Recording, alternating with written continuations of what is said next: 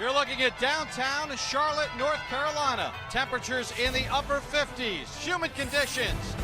Bank of America Stadium, the scene for Thursday night football. A new style of football is taking shape in South Florida. Coach Sparano has taken a team long mired in finesse and mediocrity. Boy, that was bad. And forged them into a hard-nosed, smash-mouth band of brothers.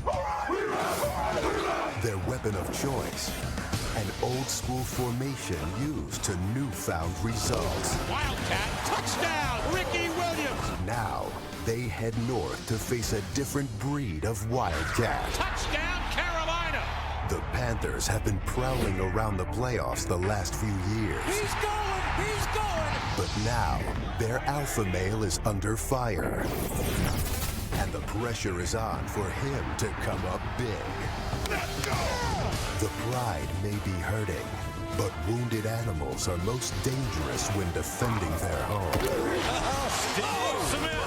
Two teams, each hunting for another win. If you ever wondered where the wild things are, look no further than Thursday Night Football on NFL Network. From Charlotte, North Carolina, it's Thursday night football. Humid conditions at Bank of America Stadium, where the Carolina Panthers will play host to the Miami Dolphins as Week 11 of the NFL season kicks off tonight here on Thursday Night Football. Hello again, everyone. So glad you can join us. I'm Bob Papa along with Matt Millen. Well, the Miami Dolphins and Carolina Panthers each come in with a 4-5 record. Last year, they carried the prestige of a division championship, but both teams lost the first 3 games of the season, and they're fighting to get back to 500 and make their playoff run. Miami trails the New England Patriots in the AFC East by 2 games. The Carolina Panthers trail the New Orleans Saints by 5 games in the NFC South. An important game, and Matt Millen will start with the Miami Dolphins. They suffered a huge blow last weekend in their win, losing running back Ronnie Brown, so the burden falls on an old veteran, Ricky Williams. And you can't undersell how much of a blow it is to lose Ronnie Brown. But like Marshall Faulk said on the pregame show, Ricky Williams has to be the Ricky Williams of old. He's been carrying the ball for 10 to 15 plays a game. He's going to have to pick it up. They're expecting around 25 plays a game. Can he do it? Certainly he can. He's a big, powerful man who can still run. Carolina suffered a huge injury as well on Sunday in their win against Atlanta. Starting left tackle, Pro Bowler Jordan Gross, lost for the year. But for Carolina, it doesn't mean they'll change anything. They need to run the football. Yeah, absolutely. Their recipe for success is not going to change at all. And does it hurt to lose an all-pro left tackle? Absolutely. They believe they have the right recipe there. They'll move their guard, Travell Wharton, back outside. But make no mistake, this is a running team. And D'Angelo Williams, Jonathan Stewart, they are the keys. They love to get their play-action game going, but both these players, both have kind of similar styles in that they like to press the hole, but one's more powerful and one's faster. And when you watch them play, the combination, it can be deadly. And that takes a lot of pressure off their starting quarterback, Jake Delhomme. Jake Delhomme told us yesterday we've got to stay away from making mistakes, and that starts with me. Week 11 of the NFL season getting set to start. It's the Dolphins and Carolina Panthers. Yeah, let's go, baby. Ooh. Ha. Yeah, let's go, baby. Ooh. Ha. 1, 2, 3, 4, 5, go hard. 6, 7. Ooh. Offense, finish them off, baby. 8 all day, every play. Let's go. Let's do the thing together. Hey, let's go, baby. 8. Pride and purpose on 3. 1, 2, 3. Pride and purpose. Thank you for watching the Lexus Pre-Kick Show, brought to you by the 2010 Lexus LS line.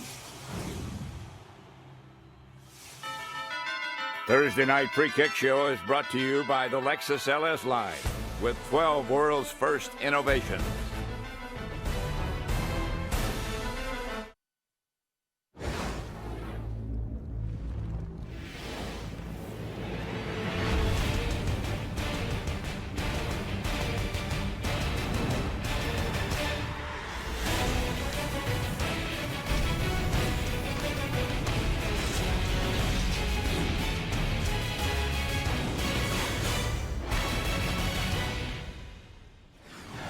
Every game is big, but playing in prime time adds a little bit more.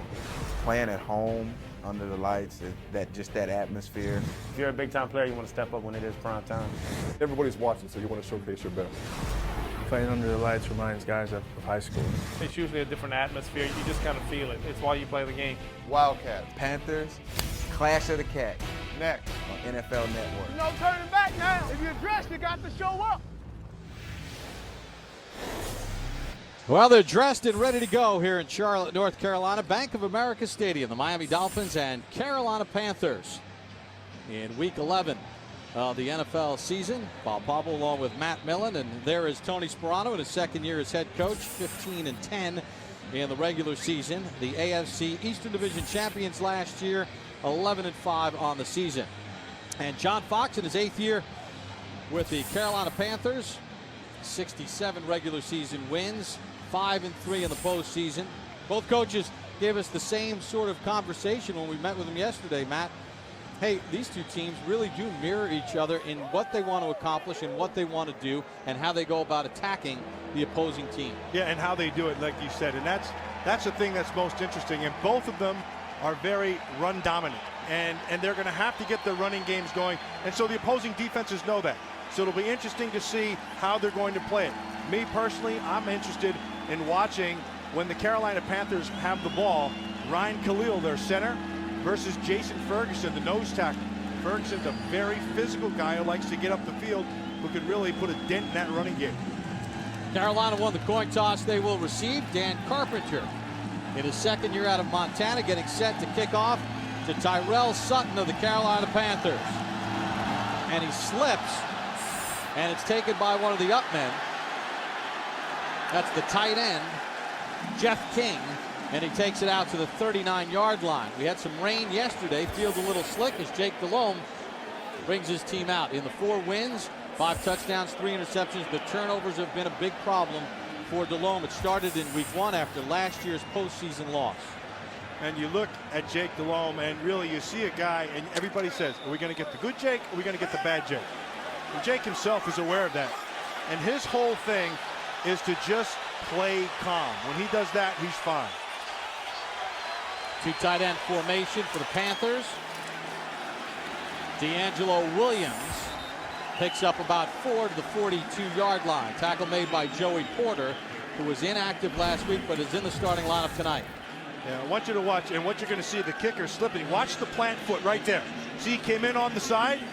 Yeah, you got to get that thing down flat, you know, because, you know, I know a lot about kicking. Yeah. But that has to be down flat. He came in off the side and slipped and resulted in giving him great field position. Now, we were on the field before the game. There was quite a bit of moisture on the grass. It's a fast surface, but a little slick.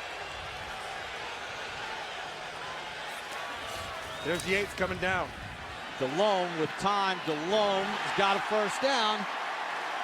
That's Steve Smith across midfield. For Smith, his 39th catch of the season. Vontae Davis on the tackle. Smith was involved in a minor fender bender on the way here, but looked good on the first reception. It doesn't matter if he has a fender bender. It doesn't matter what he has. This man might be the most competitive guy in the entire National Football League. I love this player. He comes to play every single play.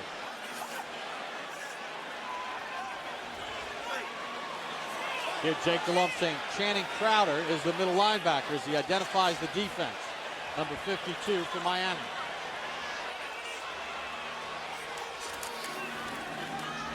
Williams has a cutback lane. Slips at the 41 and gets touched down by Jabril Wilson. One of the things that we'll be looking at is the offensive line with Travell Wharton moving out to the left tackle spot and Mackenzie Bernardo in at the left guard. Yeah, and then it's all still going to come down to the interior line play. Now, you're going to see Carolina going a little bit of the hurry-up, which worked well for them last week and gave them a little bit of pace. Piametta and Williams in the eye. Stewart takes the handoff and checks into the ballgame, and he has a first down after a gain of 5. So Jonathan Stewart, with his first carry of the night, picks up 5 and a first down for the Panthers. Now you want to watch, got to watch inside. Here's Jason Ferguson, the big nose tackle. Ryan Khalil getting inside of him. Now, both of these running backs do a great job of pressing the hole. And what that means is getting up into the line of scrimmage, and it's really a game of patience. You're waiting for the defender to make a move before you do. Delhomme on a 1st and 10. Plenty of time. Overshoots Smith. with Vontae Davis, the rookie out of Illinois, on the coverage. Good protection, though, for DeLome. Good protection and a good rookie corner in Vontae Davis. Paul Pasqualoni, the defensive coordinator of the Miami Dolphins, said, hey, this game is all about fundamentals tonight. Exactly right. And when he's talking fundamentals and he start talking about pass coverage, you have to look at those two rookie corners. Vontae Davis, number 21, the guy you just saw, excellent discipline, a very, very good athlete, a good tackler. And he's locking up a little bit down here with Steve Smith, and that's a tall order. Work out of a 2 tight end set on 2nd and 10. Stewart finds a crease inside the 30 to the 27-yard line, gain of 10. Gravel Wharton made a nice block on the left side. And they're not afraid to go back to that left side. But if you're going to run on this Miami defense, you got to block this man right here, Jason Ferguson. And so what they do, they come down on a double team. Really well done by Mackenzie Bernardo. Got to get those things right. The 250th player taken in last year's draft out of Bentley. D'Angelo Williams back in at tailback.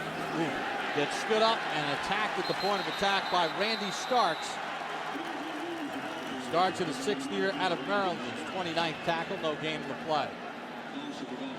Yeah, I want you to watch Randy Starks, and again, we're going to be talking about Mackenzie Bernardo. Watch 94 right there. Just a quick arm over, and then the good quickness, and he's in the backfield. So no matter where you come from, you get to this level of play, you have to have a good base. And Bernardo, number 73, this is his first time at the big time here. Steve Smith to the top of the screen. The tight end, Dante Rosario's got a first down. Crowder and Bell knock him down, but first and goal, Carolina. Gain of 20. Nice job on that right side of clearing it out. And then Rosario just gets on that right side, and because it's so clear, and they're going a little bit of the hurry up and changing the pace a little bit, that's good football. Again, it all starts, though, Bob, with the running game. The running game and the play action offense, that's the recipe for this team. Red zone opportunity for the Carolina Panthers. Dwayne Jarrett checks in as a 3rd receiver. Williams, the tailback, from the 7. First and goal. DeLome bobbled and incomplete. Muhsin Muhammad, in his 14th year out of Michigan State, couldn't reel it in. That's something you're not going to see a lot of Muhsin Muhammad. Muhsin Muhammad has excellent hands, a big, powerful man. He's been doing it for a long, long time. 2-time Pro Bowler. 2nd round pick of Carolina in 1996. Played 9 years with the Panthers, 3 years in Chicago. Signed back last year.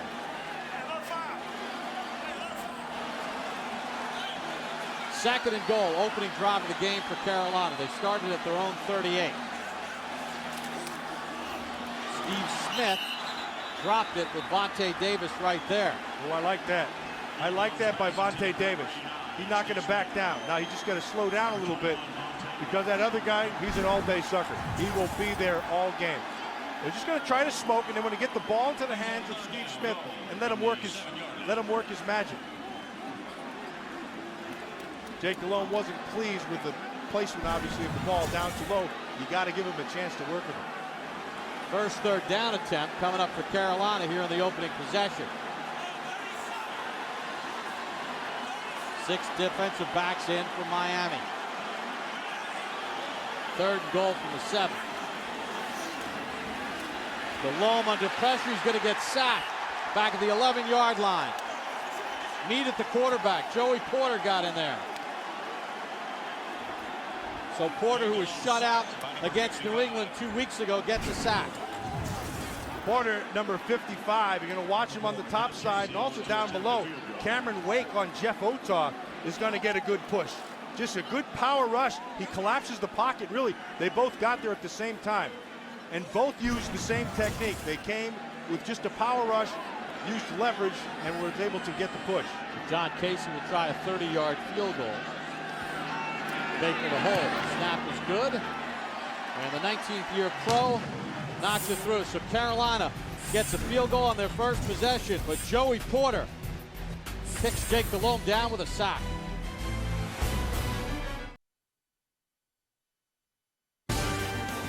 It's the Dolphins. It's the Panthers.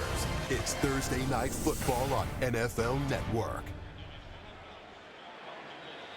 Back in Charlotte, the Miami Dolphins with their first offensive possession, trailing Carolina 3-0 on a Casey field goal from 29 yards out. Ricky Williams, the tailback, Lusaka Polite, the fullback, behind Chad Henne. He'll throw on first down. Teddy Ginn makes the catch, tackled by Richard Marshall after a gain of 7. Chad Henne 4-2 as the starting quarterback with the Miami Dolphins. 5 touchdowns, 4 interceptions. In his second year out of Michigan, a second-round draft pick from last year. There's a lot to like about Chad Henne. And if you listen to Steve Mariucci on the pregame show, he told you a few of those things, the least of which is a very strong arm and just as strong a work ethic. Took over after the season-ending injury to Chad Pennington. Ricky Williams on the draw. Beeson makes the tackle, but not after a gain of 5 and a first down for Miami. You know, Bob, we mentioned that both these teams are kind of mirror images of each other. And both of them like the running game, and they like to take the play action and use that for protection and kind of protect their quarterbacks a little bit. Pat White is one of those guys whose probably role is going to have to increase here with Brown out. Ricky Williams trying to turn it outside and gets cut down nicely by Chris Gamble, the 6th-year pro out of Ohio State. You know, you're going to play, anytime you're going to start playing solid defense like this, your corners have to tackle. You can see now Diggs coming from the inside out and forcing everything to the outside. And Chris Gamble, the corner out of Ohio State, really nice play. Julius Peppers has checked into the ball game for Carolina. He'll only be used in pass rushing situations because of a broken bone in his right hand. Said, I'll try to do what I can do. Camarillo in space, nice open field tackle by Marshall at the 47. Gain of 4 on the play. Richard Marshall does the same thing on the right side that Gamble did on the top side, but first he had to work off a block. Again, it comes down to corner play, and so much in this game, as you're seeing the stretch run here, tackling and fundamentals have not been good in the league. You've really not seen good tackling. But tonight you come out right out the blocks, and both these corners make a good tackle. Miami with a 3rd and 8. They'll spread the formation. Williams comes in motion. Now Henne wants a timeout with the play clock at 1. So big 3rd down coming up for Miami. 6:52 to go here in the first quarter in Carolina. Panthers with a 3-0 lead on Thursday Night Football. Dan Henning, the offensive coordinator of the Miami Dolphins, his second tour of duty with Miami, one of the great innovators when it comes to offense in the NFL. 6 defensive backs for Carolina on a 3rd and 8. Henne with plenty of time. Looks middle behind Ginn. Incomplete. Nice coverage all the way through. It's good protection. But let's take a good look at coverage cam right here. They're going to take away the inside. Looks like man under 2 deep. But I want you to watch the slot guys. They do a good job taking. You see this right here? They're going to take away the inside on both sides and force Henne to have to come back outside.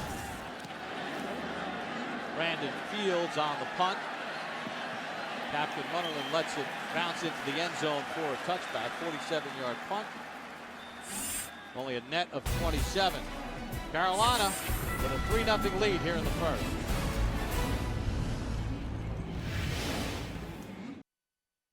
Thursday Night Football is brought to you by Sprint, official wireless service sponsor of the NFL, and by the U.S. Army. There's strong, and then there's Army strong. Find out more at GoArmy.com.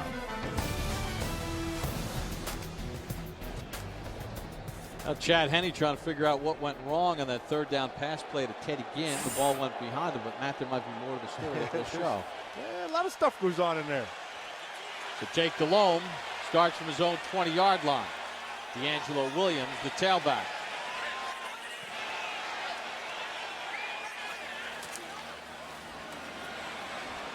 Williams trying to gain the edge and does turn the corner and picks up about 8 on the play.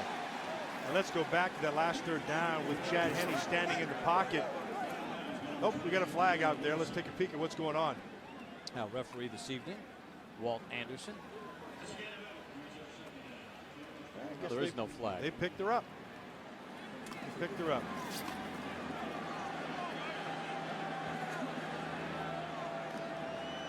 There's Chad Henne.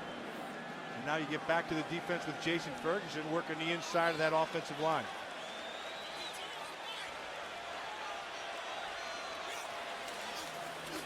On second down, Delhomme, Rosario. It's a first down across the 30. Matt Roth on the tackle. Gain of 4, first down, Carolina. You know, in the pregame show, we were talking a lot about Jake Delhomme. And it's been well documented. And we said a little bit earlier in the show, you know, what Jake, is it the good Jake, is it the bad Jake, and all this. We had a chance to talk to him yesterday. And it was really interesting for me because he talked so much about just being able to calm down and get in and play relaxed and not care so much. He says he cares so much that he starts to press. And he said that, you know, the tough start for him really did affect him, and he started playing tight. You know, with the playoff games, Jonathan Stewart carries it for a couple. He said, you know, the playoff game and then the way the season started with the interceptions, and I did get tight, and I've got to be more relaxed. You know, and his teammates know that also. I was talking to Musa Mohammed before the game, and he said, you know, we know Jake, and we know we can read his body language. And he's a sensitive guy. He's one of those guys who lets things bother him sometimes. So I asked him what Jake walked in the locker room. He said, good Jake, he was very relaxed. John Fox told us he's got complete faith in his quarterback. On second down, Delhomme with time. Smith with the catch on the comeback route. Will spot him just short of the first down, gain of 7. And that's a nice route and a well-thrown ball. And the good part of the route is you're going to see, watch Smith 89, he's going to work into the top side against Sean Smith 24. And you see how he comes back to that football? And the ball is thrown to a spot. Now you come back to that spot and you pick up the yardage. It's 3rd and short. 3rd and 1 for the Panthers is Steve Smith making his presence felt early. Jonathan Stewart, the tailback. Musa Mohammed in motion. Delhomme to throw. Deep ball for Smith. Just out of his reach with Sean Smith on the coverage. But boy, he liked that. And Steve Smith got on top of Sean Smith, the Smith brothers out there. Watch 89, get on top. See, he's got it now, just track the ball. Oh, just off the fingertips. And he knows he had him. That was a nice ball. It was a great play all the way around. Sean Smith just got run by. Offensive coordinator Jeff Davidson told us yesterday we need to get some explosive plays. They haven't hit on those this year. Jason Baker in the punt. Devon Best back deep from Miami. Short kick. Rolls inside the 20. Goes out of bounds inside the 15-yard line. 45-yard punt. Jake Delhomme just missing on the home run ball to Steve Smith, but the Panthers lead it by 3 in the first. Unfamiliar spot for Julius Peppers to start a defensive series. I mean, sitting with one of the kickers, but he's got that broken right hand and going to be used in just pass rushing situations. 3-0 Carolina with 3:43 to go in the first. Dolphins' second possession from their own 14. Hanos in motion, comes set. Henne to throw. Middle of the field. Devon Best across the 30 to the 32. Gamble on the tackle. Gain of 18. Yeah, just a nice dig by Devon Best. You're going to watch. This is a really good route runner. And he just gets the corner on the backside, and it works in the middle of the field because of the play action on the front end, which bring the backers up. And then Devon Best is able to just get in that void, and it's a nicely thrown ball and a big first down. Signed as a free agent out of Hawaii last year. And he leads the ball club with 41 catches now. Ricky Williams, some good hard running, picks up about 3. You know, we talked to the Dolphins last night, and one of the questions I like to ask the players is who do you like to go to war with? Who's the guy you like to play with? And almost universally, they all said Lusaka Polite. And you watch him right there, they just tried to drop a safety down and come free, and Polite just met him with a very, very nice headbutt in the hole. His 5th year out of Pittsburgh.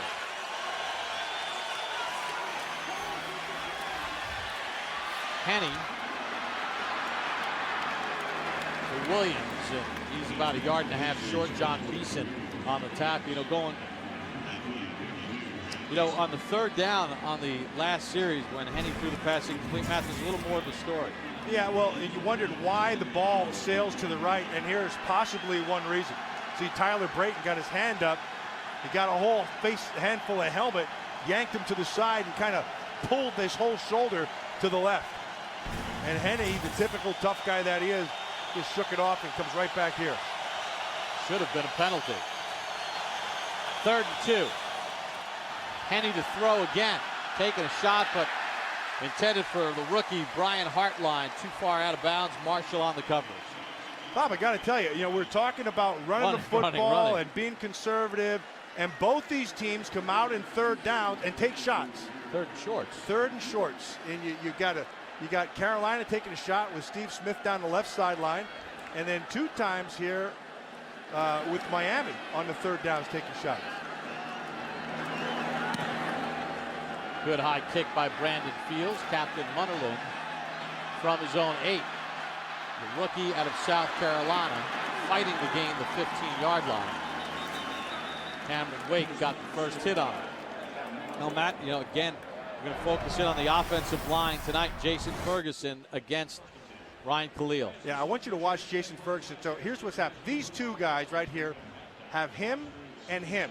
And the fullback then comes off the other backer. So Aiken Adele, 51, has to come down and take that center off the nose tackle. Once they do that, they're square across the board, and you got good, solid defense. If you hesitate a little bit and don't come downhill, then you get the run, which you just saw.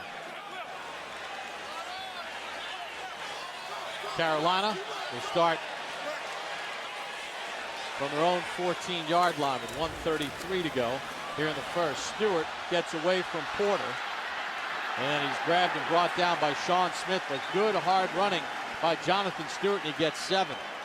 That's all Jonathan Stewart. And sometimes you can do everything right defensively, and then Jonathan Stewart does a little spin move on the edge, and he's up to the 2nd level. It's called hat on a hat. Everybody, now you see right there, Joey Porter jumped inside on King, the tight end, and as soon as he jumped in, that was the patience by the runner. He takes it back on the outside and gets to the edge. Stewart shaken up. Carolina pretty balanced so far.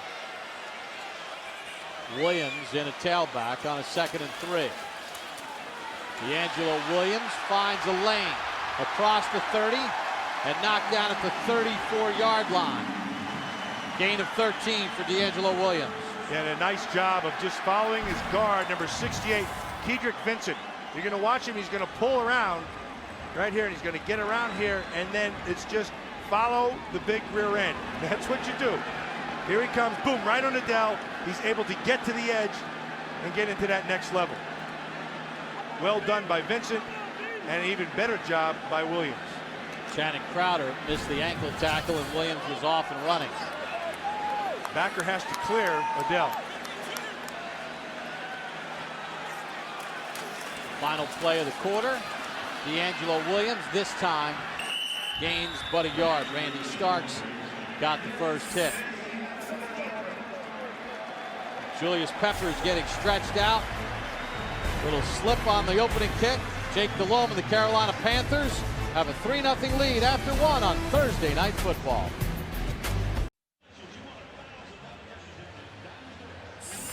Carolina Panthers lead the Miami Dolphins 3-0 as we get set for the start of quarter number 2. John Casey field goal on the opening drive, the difference. After Carolina had first and goal at the 7 and could not get it in on 3 pass plays. D'Angelo Williams, the tailback, 2 tight ends. On a second down, Delhomme gets it away. Musa Muhammad's got it, first down. And the crowd lets him know that they're happy. And this route, just a basic route. You're going to watch Musa Muhammad on the top side, drive the defender, get him to turn his hips. Once those hips are turned, then you come back. Right there. See the hips? Start to get to the top side, and then he comes back. The veteran receiver that he is, Matty knew just how to use his left arm for enough leverage where it's not obvious for a push-off, but to create separation. And a nice little push off the hip, just ever so slightly, which is good veteran receiver play. Jeff Davidson, the offensive coordinator, working over that play sheet. 1st and 10 for Delhomme. Delhomme 5 of 9 for 55 yards here in the first half. Williams dives ahead to get midfield. Channing Crowder and Joey Porter got the hit. Well, how important is this game? At least one team with a 5-5 record or worse has made the playoffs in 21 of the past 22 years. The only year it did not happen was in 2000. When you think about Tony Sparano in Miami with the Jets playing New England this weekend, you know, if the Jets were to happen to win and Miami wins tonight, Miami is just a game out. Yeah, you got a game, and it tightens all up. And now is the time. Now is the time from here on in, man. You gotta be playing your best football.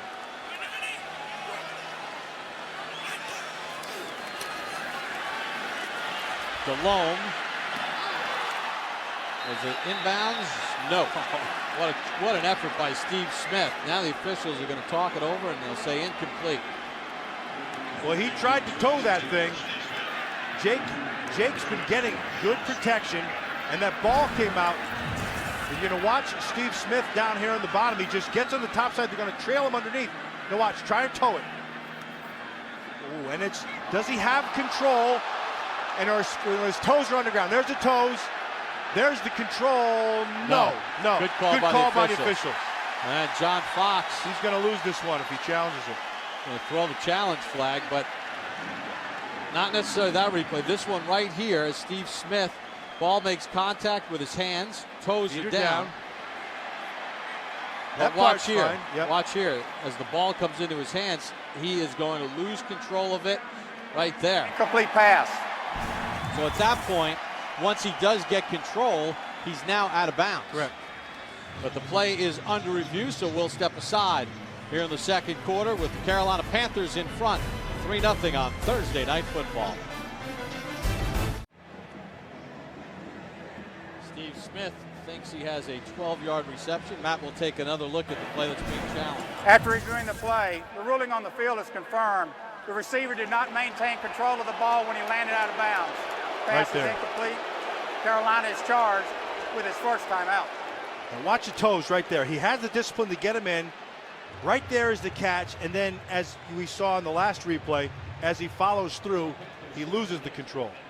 Sparano saying he was juggling. It was kind of neat there because we heard referee Walt Anderson give the explanation as we showed the replay that clearly showed Smith bobbling the ball as he went out of bounds and fell out of bounds before he gained control. Well, good job officiating. 3rd and 8. Delhomme going to get sacked by Philip Merling, the second-year defensive lineman from Clemson. Well, they brought some pressure, and they're going to bring it off the left side.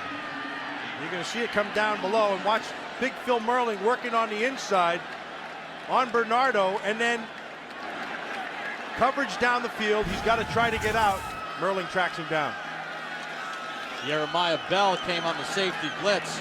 Panthers did not allow a sack in their win last week against Atlanta. Delhomme's been sacked twice. Good high punt by Baker. Best calls for a fair catch at the 13-yard line. 47-yard punt, no return. Well, Steve Smith thought he had a catch. He's been jawing with Vontae Davis. Panthers by 3 in the second. Thursday Night Football is brought to you by Kay Jewelers, the #1 jewelry store in America, and by BlackBerry.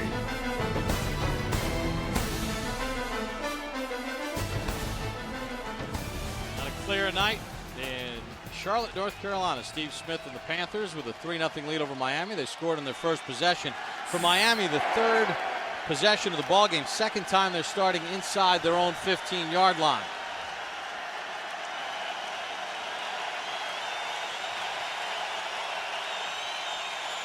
Hanos in motion. Ricky Williams to the 15, tackled at the 16 by Landon Johnson. I want you to watch what the officials had to rule on, and I want you to watch right here, John Fox. He's got a bird's eye view, and this official sees it from the other side, and he waits for this official to come down, and then they will have a discussion. Now, Foxy, he was watching it the whole way. He knows it's a catch. That's why he threw the flag. But the officials did a great job of talking it through, believing each other, and getting it right. John Fox was looking at the replays, and then he tossed it. And he went for the challenge, but after further review, Steve Smith bobbled the ball. Vernon Carey, the starting right tackle for Miami, is shaken up on the play, and the training staff out to help him out. You know, well, make sure you catch NFL Replay for exclusive re-airs over the weekend's 4 best games, enhanced with wired sound and more non-stop action, minus halftime. NFL Replay, Tuesdays and Wednesdays, 8 and 9:30 Eastern on NFL Network. I had a chance on 2 different occasions to re-watch the Colts and Patriots game from last Sunday night. And I was still on the edge of my seat when I watched NFL Replay. How did it end up the second time? I still was like, whoa, what's going to happen? Any other difference? Still the same thing. I agreed with Coach Belichick, though. Go for it with Tom Brady. You know, the thing people forget about that, your defense still went back out in the field and had a chance to stop him. Nate Garner goes to right tackle. Henney on second down just parks it incomplete as he got out of the tackle box. Well, they've shuffled the deck. They've brought in Justin Smiley now in at left guard for Miami, as they've had to move the offensive line around a little bit. Yeah, and that moved around offensive line still gave him time, but it was good coverage down the field by Carolina, which made him have to dump that ball. So they move Garner from the left guard spot to the right tackle. There's Vernon Carey, anxious to get back in. 3rd down and 7.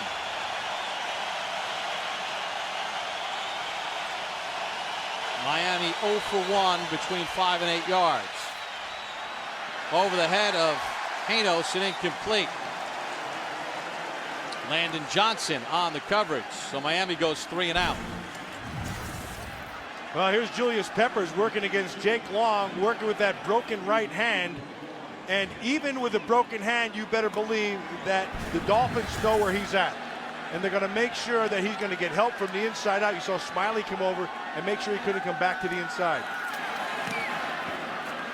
Short punt by Brandon Fields. Captain Munnerlyn, the rookie out of South Carolina, does not field it, and it gets down at the 27-yard line. 57-yard punt. Julius Peppers being used in situations, making his impact felt. Aerial Cam is presented by Southwest Airlines. On a beautiful night in Charlotte, North Carolina, temperatures in the mid-50s. Great night for football. And Carolina with a 3-0 lead here in the second quarter. Panthers will start 1st and 10 from their own 27-yard line.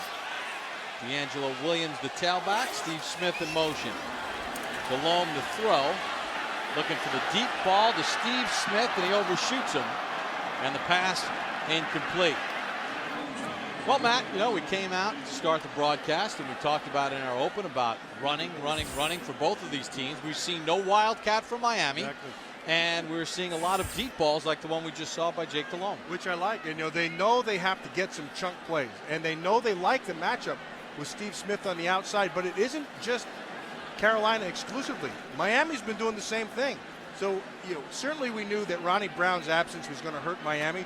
They're running the football, but most importantly, they're getting after it, throwing the football with Henney. 2nd and 10 for the Panthers. D'Angelo Williams picks up 9 on the play. Jeremiah Bell came up from a safety spot to make the hit. Well, none of this is going to happen if this offensive line isn't going to come off the ball. You see Ryan Khalil working in there, and that's a nice job right there on the guard, pulling around. Bernardo, you're going to watch him right here. Look, bear down, boom, nice on Roth, 98. And then he just barrels right through there. Williams a good, tough runner, isn't he? Certainly is. Now, the last time the Panthers had a 3rd and 1, they threw the ball. They'll run it with Jonathan Stewart. Hitting the backfield, but he's got the first down. Good hard running up to the 41-yard line. Looked like Aiken Adele had a chance to make the tackle, short of the sticks. There's D'Angelo Williams. He's the guy who's got the speed. And now they both run pretty well. They both push the hole very, very well. Interestingly, talking to him yesterday, he had to learn patience. He thought that you just get the ball, you go as fast as you can into the hole. And in this league, it doesn't work that way. The running game is about patience, offensively by the runner and defensively by the backers. Stewart again picks up a couple to the 43-yard line.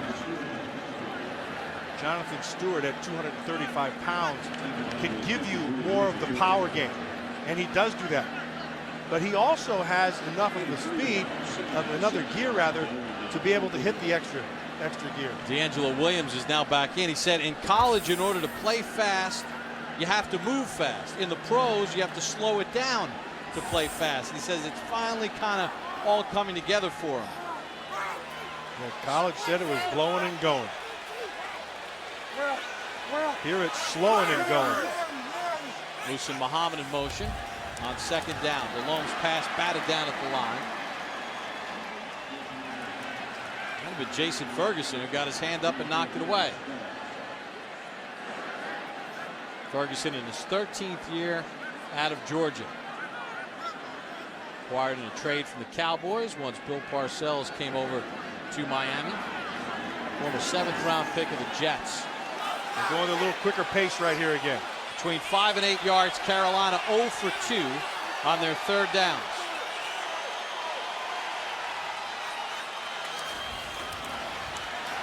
DeLome, middle of the field. King drops it as he got hit. That's a good throw, too. Reggie Torbor got the hit and separated King from the football, along with Jeremiah Bell. Well, he had the time to be able to throw. You watch right there, Bernardo inside, Vincent inside. They're doing a good job of protecting them, and the ball comes out. That's got to be a catch, but good defense right there by Torbor, like you said. So Jason Baker in the punt. Devon Best back deep for Miami.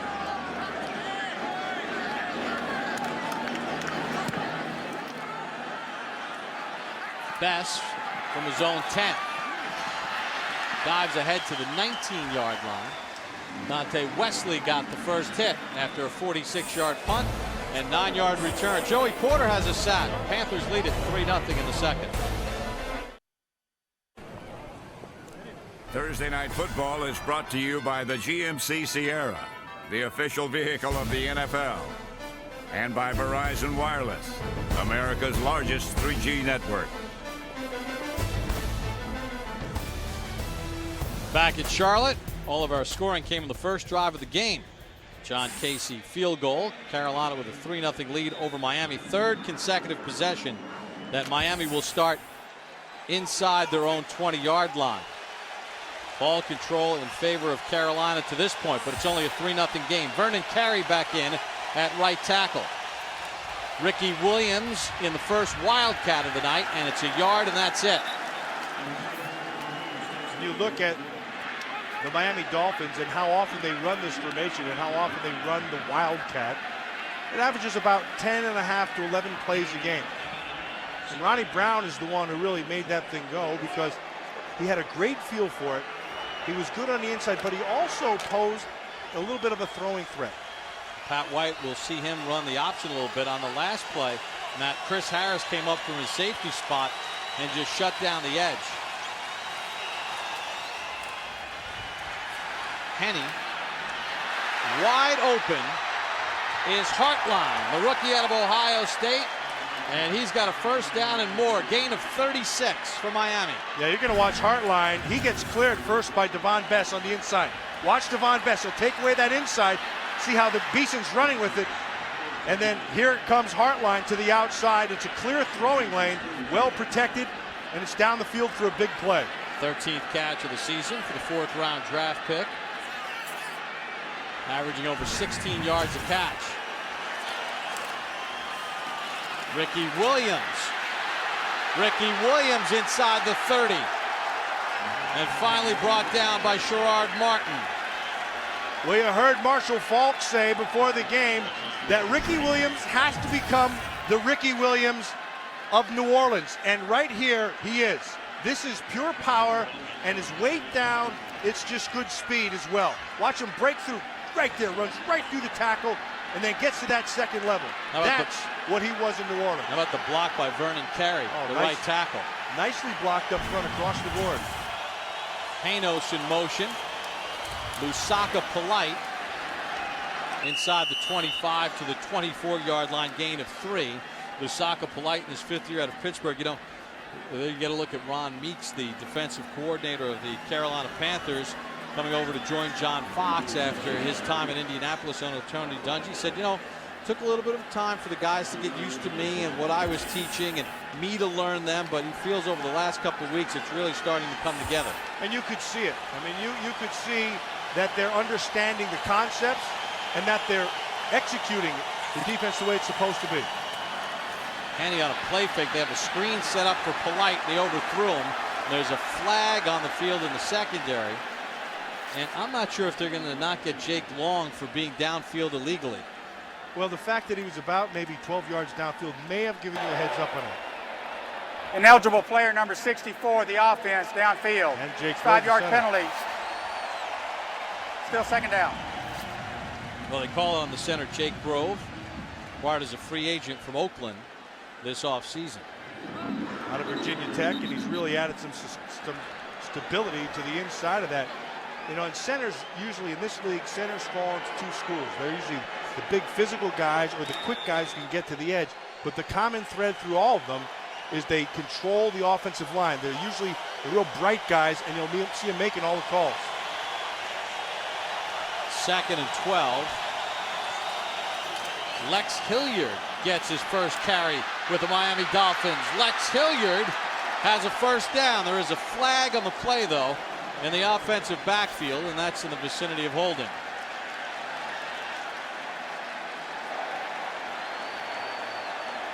Holding, number 64, offense, 10-yard penalty, still second down.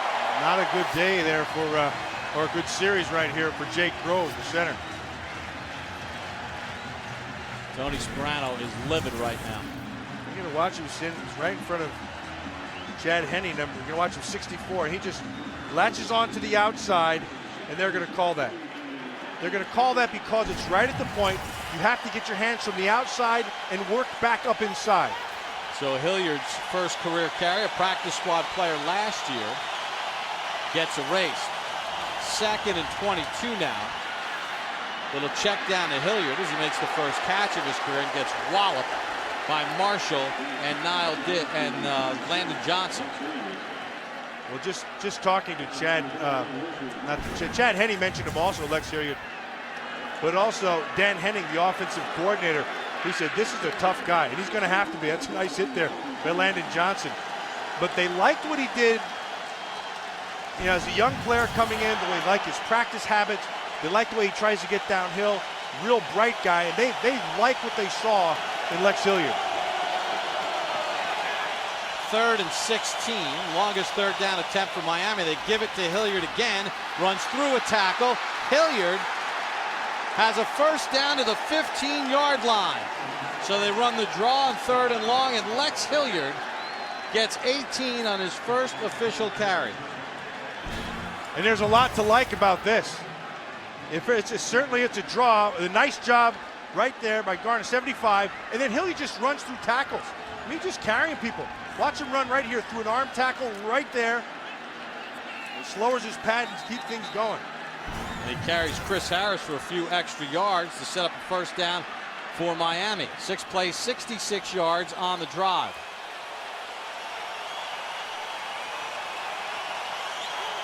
Ricky Williams back in at tailback for the Dolphins.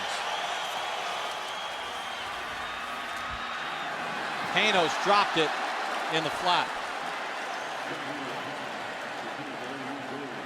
Now, if you're Tony Sperano and you're watching Lex Hilliard, it's easy for him to get excited. You can see him.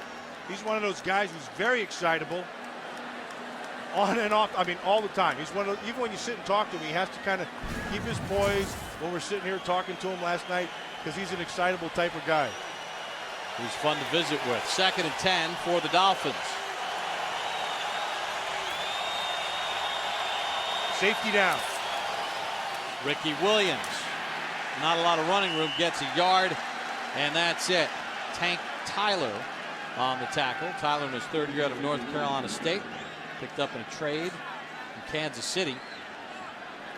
Want to welcome those of you who are joining us on NFL.com. Welcome to NFL Network Thursday Night Football. Remember, you can log on now to NFL.com/live for enhanced coverage of tonight's game. So on 1st down, the Panthers go with 4 across and they throw. And then on 2nd down, they drop the safety down and Miami runs into it. Miami's only 3rd down conversion was the 3rd and 16 draw. Henny safe pass. Ricky Williams, touchdown.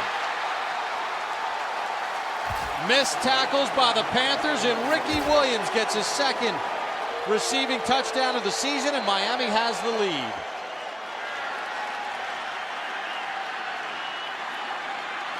Capping an 81-yard drive. Just a nice quick throw underneath. Henny knows exactly where he's at. They're running people off, and then he just runs right through Niall Diggs. And that's a tackle that has to be made. So he said there's going to be a running game, and they got to be in good short yardage situations. Miami's only 2 3rd down conversions, a 3rd and 16 and a 3rd and 9. And just like that, they have the lead, 7-3. Ricky Williams shook off Niall Diggs and dug into the end zone for a Dolphin lead. A Ricky Williams touchdown catch gives Miami a 7-3 lead with 3:57 to go here in the 2nd quarter. Chad Henne engineers an 81-yard drive, the 2nd longest drive of the season for Miami. I want you to watch right here. You're going to see Niall Diggs. He's working on the tight end. He's going to carry him for so long, and then he's going to come off of him.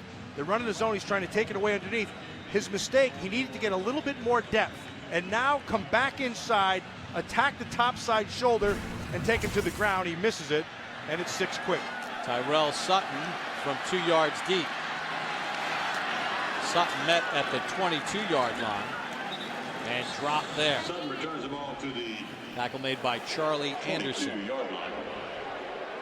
Panthers start 1st and 10. All right, take a look at the scoring drive. 9 plays, 40 yards rushing, 56 yards passing, 81 yards net, 5:28 off the clock. And the big plays, the 3rd and 16 draw to Hilliard that went for 18, and then on 3rd and 9, Ricky Williams with a 14-yard touchdown catch. Delhomme has missed his last 5 passes. Ends that streak. Smith gets about a yard. Vontae Davis closes in a hurry. Well, Vontae Davis, there's a lot to like with him. We mentioned him earlier. He's very athletic. He's got good size. But the thing that I like about him, he doesn't get intimidated by much. For a young corner, the game does not get too big for him. And the player he's playing against isn't too big for him. Steve Smith presents a lot of headaches to players in this league. We got Smith to the left of the formation with Sean Smith in coverage. Stewart caught up in the wash, no gain on the play. Kickoff Sunday with NFL Game Day Morning, the earliest and best pregame show on Sunday. NFL Game Day Morning with all pros Marshall Faulk, Michael Irvin, and Warren Sapp. Starts at 9 Eastern only on NFL Network. We'll take you out to the stadiums around the National Football League. You'll have me working on Sunday in East Rutherford, previewing the Giants and Falcons. Looking forward to that big NFC showdown between 2 5-4 teams. Right now, Carolina at 4-5, and both coaches said Look, you can't make a run until you get to the 500 mark. And both of these teams at 4-5 right now. Trying to get to that mark where you can now begin your stretch run as we head toward Thanksgiving and December.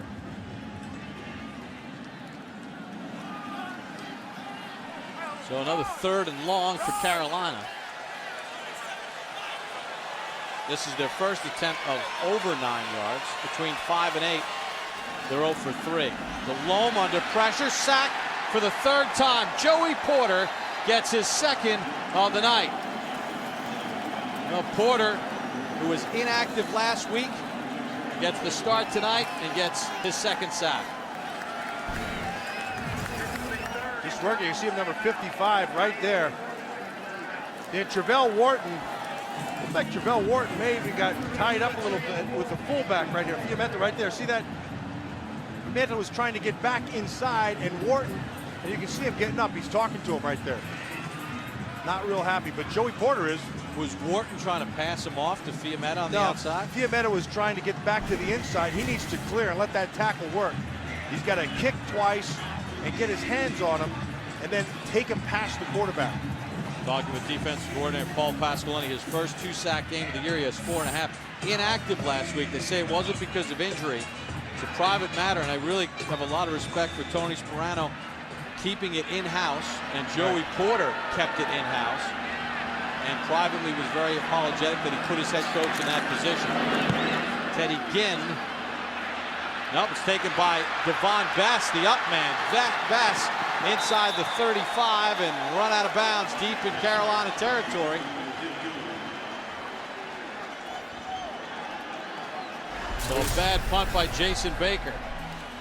So you can see here's Julius Peppers, number 90, working against Jake Long. And Jake Long, he's been having his way with him today. Certainly Peppers working with that hand, and he has all the movement and everything, but Jake Long just sticking him right there in that spot. See Julius Peppers starting this defensive series on the bench. 22-yard return after a 34-yard punt by Devon Bess, and Miami with a 7-3 lead. And threatening again. They'll start at the 29.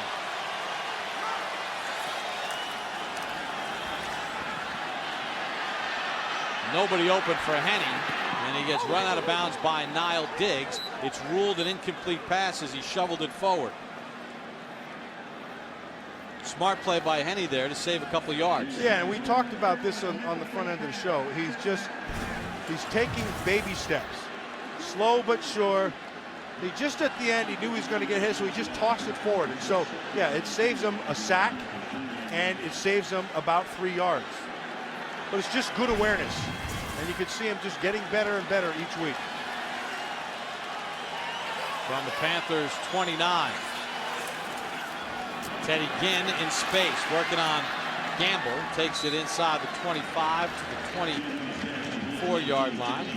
Call it a gain of 4 on the play.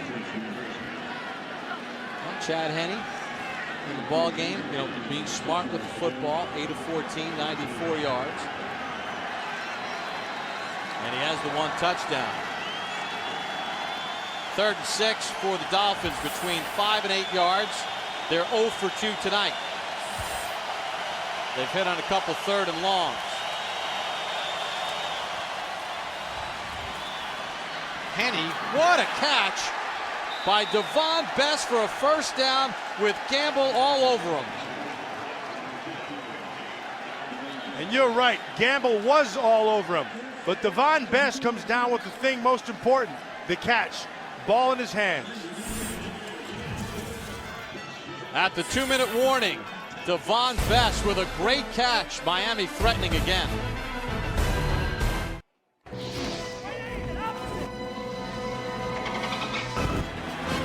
Delhomme under pressure. He's going to get sacked back at the 11-yard line. Henne to throw. Devon Bess across the 30 to the 32. Ricky Williams inside the 30. Ricky Williams, touchdown. Well, the Miami Dolphins with a 7-3 lead. As you get a look at first-year offensive line coach Dave DeGuglielmo. Googe spent 5 years as an assistant line coach with the New York Giants. We got a chance to talk with him before the game. Pretty passionate fellow. from North Boston. Oh, no, he loves that O-line play, and he loves this game. No timeouts remaining. Devon Best shaking tackles and then gets knocked down inside the 10. Damian Lewis missed a tackle. Missed tackles have been a huge problem here for Carolina. Yeah, well, they're not alone. They're across the National Football League, but Devon Best gives you something that you're not expecting. He can run with the ball in his hands, and he does a good job of it, too. How about the block by Donald Thomas to come out from his right guard spot and give him some room? 2nd and 2. Henne going for the end zone for Ricky Williams. Made the catch, no signal. That's actually good by the officials right now. Field judge, line judge, back judge going to talk about it. Incomplete. That is an excellent job of officiating. He wasn't sure. He went to the secondary read, and then they made the call after they huddled. That's the way you're instructed to do it. But you're going to watch Ricky Williams down that side, ball in the air, both feet have to get in. Since we're under There's one. No. There's no sign of whether he got that other foot down. Now, since we're inside of 2 minutes, this would be a booth review as Williams made the catch. Can't see from that angle if the right foot ever touched down. There's got to be clear video evidence as to whether he got the second foot down. There's We'll get a look right here. That's a great call. What about the heel? What about the heel? The shin was down before anything else.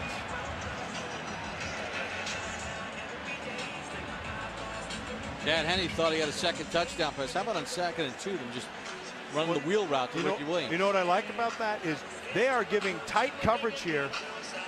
They're giving tight man coverage. They've gone 2-man down here a bunch, and they're forcing Chad Henne to have to throw into tight windows. Remember, there's no force out. He had the left foot down, and I think that's going to stand as incomplete. Left foot's down. He gets knocked out of bounds. His hand touches hits. out of bounds. That is done. incomplete. Yeah. That's a great job by the officials, and that's the way mechanically how they're supposed to work. You saw the guy on the side right there, and he waited to see if somebody else had another angle. They caucused, and After they made the reviewing the decision. play, the ruling on the field is confirmed. It's an incomplete pass. 3rd down.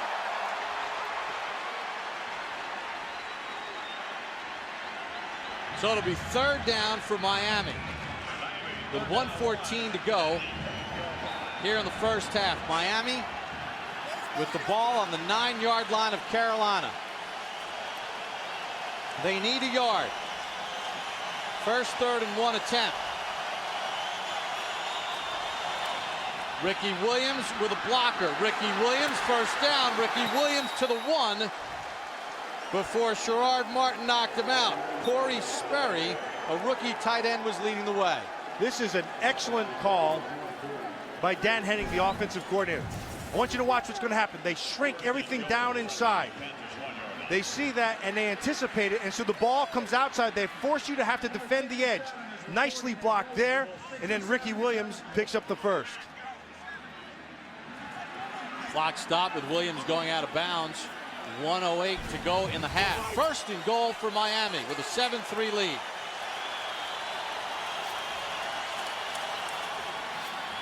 Henne just throws it away, trying to find Lusaka Polite. Got pressure from Tyler Brayton. And that's a smart job right there by Henne. He knew exactly what he had to do. He didn't have anything. He was getting pressure. Lived for another down.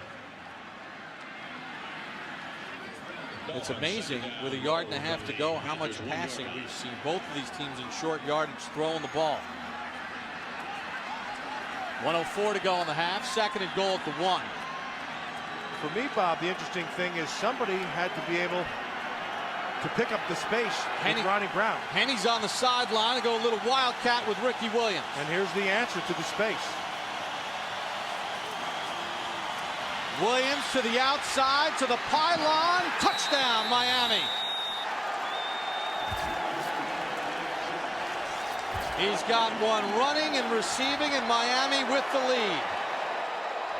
And the whole key to that is he had to get to the edge. He got to the edge, and Beeson turned it in to a foot race. And all you have to do right here, nicely blocked by Polite right there, and then Beeson tries to beat him. The ball hits the pylon, that's 6. Dan Carpenter on for the extra point. 2 unanswered touchdowns by Miami. All set up by the defense, Matt, and the sacks on Delhomme. Then the punt return by Devon Best to give Tony Sperano and the Dolphins great field position. And then they execute with Ricky Williams. Well, you heard them talk in the pregame about he's got to be the Ricky Williams from New Orleans. He's that guy. He is running very, very well. In 2002, Ricky Williams ran for 1,853 yards and earning a Pro Bowl spot. Tony Sperano saying that's a Pro Bowl-like play. Good job, Chad. You were on the sideline, but we love it. Well, Devon Best had the big punt return, first of all, and then he had a big third down reception over Chris Gamble. That is a great catch. He just plucked that thing, came back to the ball under tight coverage, and it allowed that whole series to unfold. Eventually, Ricky Williams getting the touchdown.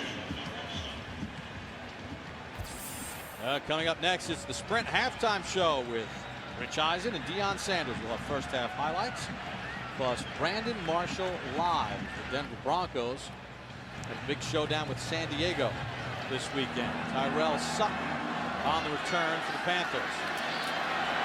Sutton to the 30. And got tripped up by Nathan Jones, or he'd still be running. So, 33 yards. 2 timeouts remaining for Carolina. 51 seconds to go. How about this? Ricky Williams, in his 9th year out of Texas, first career game with a rushing and receiving touchdown.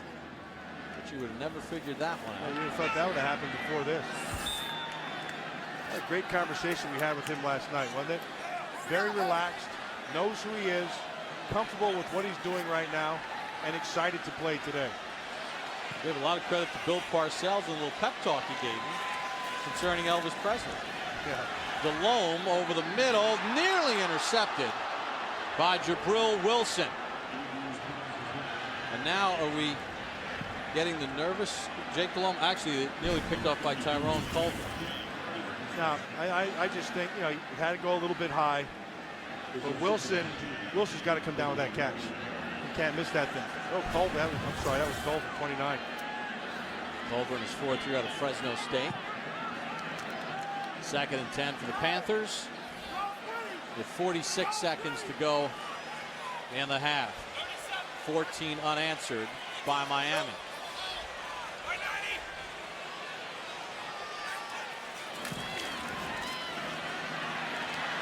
Delhomme pursued by Porter, who gets a hit on him and then throws it incomplete to Steve Smith. This is interesting. We said these teams are kind of a mirror of each other, and they're also using the same coverages, Bob. Now you're going to get man under 2 deep we saw from Carolina, and you're seeing the exact same coverage out of Miami. They're just running man. They have safety sitting over the top of them. That's a mistake right there on the inside. When you're locked up in man, you have to keep your eyes on the man. And don't count the pressure that Joey Porter put on him. So 3rd and 10. Steve Smith in motion. Delhomme, Muhsin Muhammad short of the sticks. Great job by Sean Smith and Jabril Wilson to understand down and distance. And that is a great job of jumping on top of it, and that shows you how strong Sean Smith is, because Muhsin Muhammad is a powerful man, and he held him up enough time and able to let his help come from the inside out, and that'll take us to the half. Carolina will not even punt the ball, and they're escorted to the locker room by a chorus of boos here in Carolina, but they're cheering in Miami as Ricky Williams has scored a pair of touchdowns. At the half, Miami leads Carolina 14-3. Now let's send it to Rich Eisen for the Sprint halftime show. Thursday night football from Charlotte, North Carolina. At halftime, the Miami Dolphins with a 14-3 lead over the Carolina Panthers. Bob Papa along with Matt Millen as we welcome you back inside our Thursday night football booth. So we expected a lot of running. Both teams have run it effectively, but we've seen them go to a passing attack, and it's worked for Chad Henne. No, it has worked well for Chad Henne. He's been very deliberate. He's been cautious, throwing the ball underneath. He's throwing the ball away when he's had to. He's taking care of the football. On the other side of the ball, it's Joey Porter. And we talked about Travell Wharton moving outside, and they were comfortable with the tackle, but Porter's beaten him for 2 sacks. 3 times he's been beaten for a sack. All right, let's take a look at the first half game summary presented by Modern Warfare 2. Chad Henne, 10 of 18, 111 yards. Ricky Williams, for the first time in his career, has a receiving and rushing touchdown in the same game. Jake Delhomme, 7 of 17 for 64 yards. Williams and Stewart averaging 4.9 yards a carry, but just 15 carries in the ball game. Joey Porter with 2 sacks. Teddy Ginn getting set to return the second half kickoff from Reese Lloyd. So if you're John Fox, what do you tell your team at halftime? Missed tackles, breakdowns across the board. I think you go back to what you do best, and that's run the football and control it. Ginn about 3 yards deep. Ginn to the outside. Run out of bounds by Marshall at the 45-yard line. 48-yard return for Ted Ginn. First and 10 at the 45-yard line. Fans, we would like to remind Ricky you Williams gets a touchdown at the end of the half. Matt, well executed by the Dolphins. Yeah, very well executed by that offensive line. And the one guy who they wanted to not get after, but they thought they had a good matchup with Julius Peppers, was on Jake Long. And Jake Long in the first half, he's won that battle. So for the second consecutive possession, Miami has good field position. They started at the 29 near the end of the second quarter. And Ricky Williams takes the direct snap and picks up about 4 on the play. Niall Diggs on the tackle. They start running that wildcat, and everybody talks about that wildcat. And all they really want to do is they want to win the numbers game in the running game. And it's about, with the quarterback out, you have to account for him, so then it evens it up and it becomes 10 on 10 instead of 11 versus 10 when the quarterback's under center.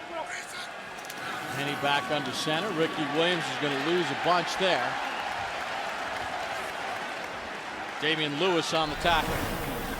Let's take a good look at the matchup, and you're going to see you got 5 on 5. So you like that matchup, and then you just get a hat on a hat. And then Lusaka with a nice job, Lusaka play with a nice job with the block, and then it's just a sprint to the end zone, and the Dolphins win the matchup. Jake Grove, the center for Miami, shaken up on the last play as Ricky Williams lost 5 yards. So Joe Berger, the fifth-year pro, will come into the ball game. Jake Grove in his 6th year out of Virginia Tech. Started 12 games for the Raiders last year, but he's going to limp off here in the 3rd.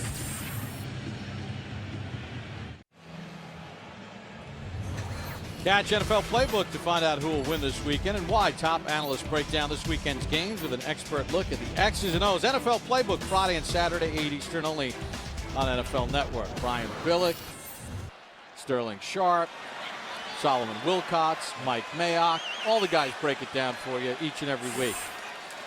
Panthers start from their own 20. D'Angelo Williams tackled by Channing. It's a loss of a yard. Had a chance to visit with Channing yesterday. He said, look, Carolina's run based. They got 2 great backs.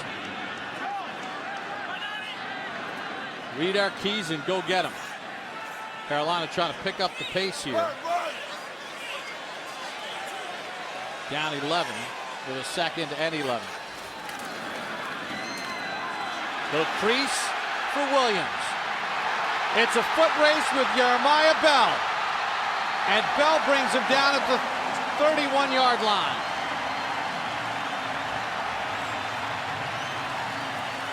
But not before he chews up some major real estate. And it's real simple. It all starts up front in that offensive line. Jake Delhomme sees it. It's just a draw. Well blocked, and then Williams round the outside down the left side. Steve Smith helps his buddy out there, getting himself a block. But it all started because Jake Delhomme saw both safeties sitting deep, which gives him a number advantage up front, and he can get after it. Gain of 50. Now Jonathan Stewart trying to find the cutback lane, and does. Takes it to the 25, a gain of 6. Jabril Wilson on the tackle. And that's a great example of this is called pressing the hole. You're going to watch Jonathan Stewart right here. What that means, he's going to take it up inside and force the defense to have to define what they're going to do. Once he sees the flow, then he breaks it out the backside. But it all happens because he first presses it up inside and then breaks. 2nd and 4. They feed Stewart again. This time Miami able to shut it down as Randy Starks made the tackle after a gain of 1. Angelo Williams coming back in for Stewart. You know, you said at the end of the first half, as a coach, what you're going to have to do, and this is exactly what they have to do. Go back to running the football. That's what they do well. Miami subbing Snap people the ball. out. That's Jake Delhomme had a chance right there to get them off guard and just snap the ball. Instead, he slowed it down to a point where Miami gets settled. 3rd down for Delhomme. Over the middle, intercepted. Nathan Jones gets the pick at the 5. And that sequence, Matt, all on Delhomme. He could have snapped the ball and gotten the automatic first down with Miami scattered. Then he throws the pick. Again, this is the same coverage we've seen all night. They are just undercut. They're going to undercut Steve Smith. You're going to watch it. Man under, and you have 2 safeties over the top. See him sitting there? That's just a poor throw. It's a poor throw. Jones just takes him, and you get in a trail position. And then the ball comes up, and that's like stealing right there. 14th interception for Delhomme. Nate Jones in his 6th year out of Rutgers with his 2nd pick of the season. From the 4, Ricky Williams gets it out of the end zone and gets a hard half yard. Gerard Martin on the tackle. They brought pressure up inside. That's a pretty good job by Ricky Williams to get what he got there. Jake Delhomme did everything right that they wanted him to do. They picked up the big run. They picked up another run. They get to the 3rd down, and then he has a chance right there. Just get the ball snapped, and you get an automatic first because they're running in and out, and they have people off, not set, and he lets that one pass, and then he makes the errant throw. 2nd and 9 for Chad Henne. Devon Bess made Harris miss, and he takes it out to the 11, gain of 6. All right, go back to the interception once again, Matt. Well, it's a coverage that we've been talking about all night. Now, here's the front end of it. See, people are running on and off right there. Get him to the line of scrimmage, snap the ball, it's an automatic first down. Poor awareness. Then he waits a little bit, he identifies the mic, they get the coverage, and he throws it back underneath. And the umpire wouldn't let him snap the ball. He was standing over the football. And that's a rule, actually. That's a good job by the umpire. I'm wrong on that then. Because he has to allow them to be able to substitute freely. Still could have snapped it quickly. Miami would have had too many men on the field. Henne on a 3rd down to the sideline, and he's got the first down to Ted Ginn on Chris Gamble. So a gain of 5. And Henne with a nice throw, putting it where only Ginn could make the throw. Low into the outside. Watch, he's going to roll him out, and then has to be down and away. He caught it off the knee, and he maintained control. He didn't move the ball as he got knocked out of bounds. He kept it pinned to his knee.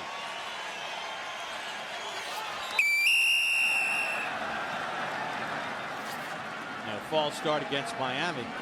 Offense. 5-yard penalty. Let's take another look at that catch by Ted Ginn. He controls that ball against his leg before he gets knocked out of bounds. Watch where the ball is thrown, placed back outside. Watch, he just pins it. There's control the whole way. And he rolls out of bounds. So a great job by Teddy Ginn there to get the first down. Now it'll be 1st and 15 for Miami after a false start.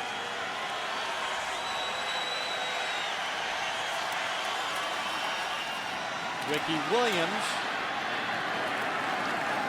hit by John Beeson and brought down after a gain of 2. John Beeson, one of those middle backers who's very, very active, about 235 to 40 pounds, runs very well, does a good job of reading things. But most important, he's kind of like Steve Smith. He's one of those guys who just plays with great intensity and kind of picks everybody else up. You feed off him. Lex Hilliard has come in for Williams on the 2nd and 13. Slip, and he's ruled down by contact as Landon Johnson got a hand on Hilliard. So that'll set up 3rd down for Miami. Jake Delhomme throwing an interception in the red zone. 3rd and 12 for the Dolphins. Here's an interesting stat for you, Matt. On 3rd down attempts of 9 or more yards tonight, Miami is 2 for 3. They've hit on a 3rd and 16 and a 3rd and 9, failed on a 3rd and 11. They have a 3rd and 12.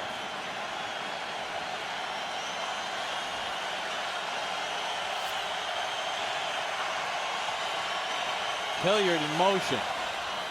Give it off on the inside, and Polite coughed it up, and it's recovered. Looks like Peppers. Miami. Yeah, looks like Peppers forced that ball out, and it did. He put it on the ground. But Nate Garner recovered it. Garner came down with the ball, but right there, boom, hand right on top of it. Looked like the cast hand.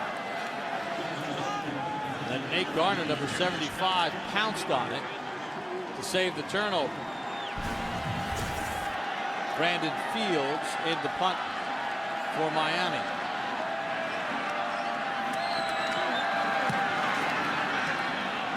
Good punt by Fields. Captain Munnerlyn from the 38. Hit by Jabril Wilson. And tackled at the 42-yard line. Culver was also down there to help make the tackle. With 6:08 to go in the 3rd, Jake Delhomme and the Panthers down 14-3, nearly forcing a turnover. Relive the action you missed. Each week, the 4 best games are re-aired all season long. NFL Replay, Tuesday and Wednesday starting at 8, only on NFL Network. This has been the predominant coverage all night long. It's that man under 2 deep. You can see the 2 safeties over the top, and then they're manning up right inside. His job inside is let the receiver get on top of you. See that? Then you get in a trail position. You're trying to force the ball to come over the top. This was just a poor throw. Jones comes down with a pick. That ended Jake Delhomme's streak of 85 consecutive attempts without an interception. Delhomme to throw. Deep middles, incomplete. He tried to hit Dante Rosario. Jeremiah Bell closed in. Matt, Delhomme started 5 of 9 for 55 yards. Since then, he's now 2 for 10 for 9 yards, sacked twice, and an interception. That time, it looked like he was just trying to force it back inside to Rosario, and he doesn't have to. It's not there, just get rid of it.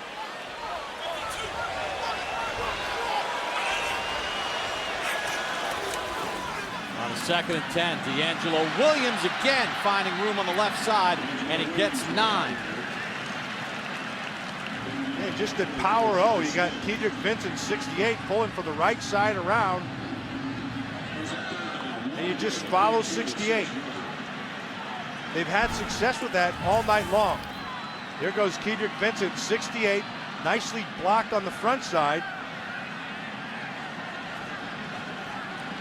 Carolina with a 3rd and 1. They're 1 for 2 on 3rd and 1s tonight. Stewart in, takes the handoff, and he is not going to get there.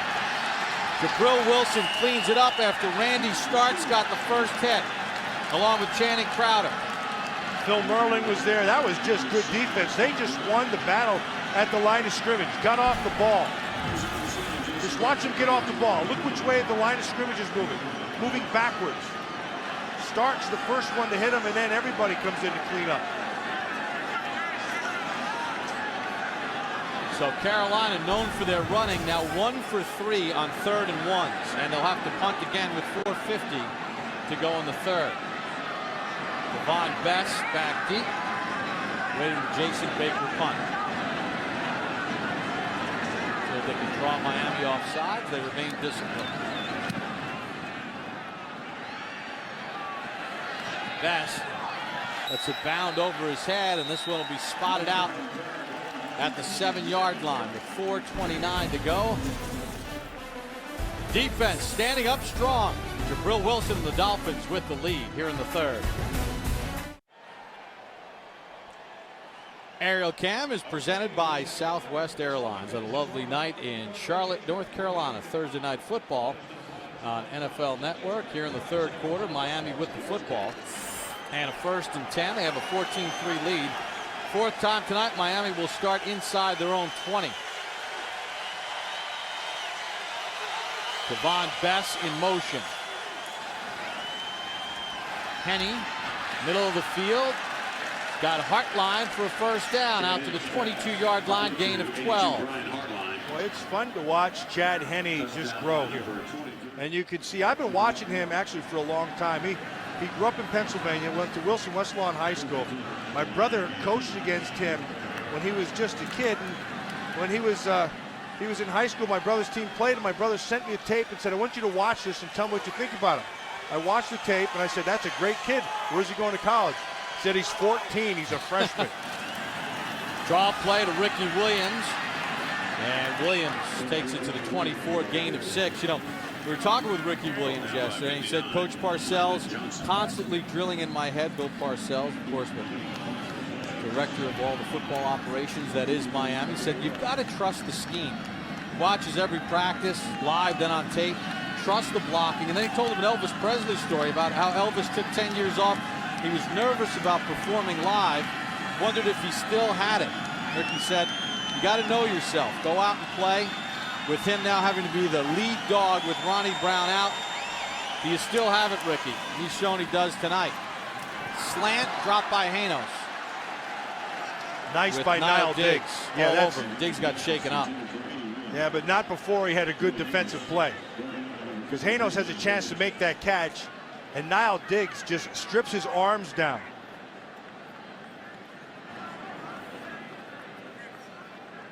Well, a couple of weeks ago, Carolina lost their dynamic linebacker, Thomas Davis, to a season-ending knee injury. Niall Diggs shaken up here in the 3rd. Thursday Night Football is brought to you by Sears. More values, more Christmas. That's life well spent. Who will follow the roadway to the playoffs? Well, both of these teams in desperate need of a win at 4 and 5, 3:09 to go in the 3rd. Miami up 14-3, 3rd and 4 for the Dolphins. Henny can't find Hartline. Captain Munnerlyn on the coverage. Same coverage we've been seeing all night long. Bob, both teams, they're just running that man under and 2 deep. And what that does, it forces you as a quarterback, you've got to be very accurate, number one. But the other thing it does is it leaves you susceptible if a quarterback takes off and runs, because all your defenders' backs are turned. Fields the punt. Munnerlyn from the 32. Hit high and knocked down at about the 39-yard line. Aiken Adele getting downfield, the starting middle linebacker. With NFL.com, game rewind and field pass. Watch archive games on demand and listen to live NFL games. Sign up today for our special bundled offer at NFL.com. Great to talk with the fans. They did a little chat on NFL.com for about an hour. A lot of great questions from the great NFL fans, not only around the country, but around the world. A lot of people chatting in from Ireland and England and Germany. Top of the day to you, lad. I don't know how you type that. I didn't try.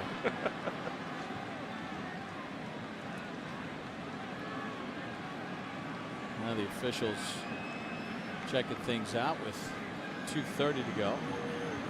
There's our friend Boomer Esiason over there doing the radio. On Westwood 1.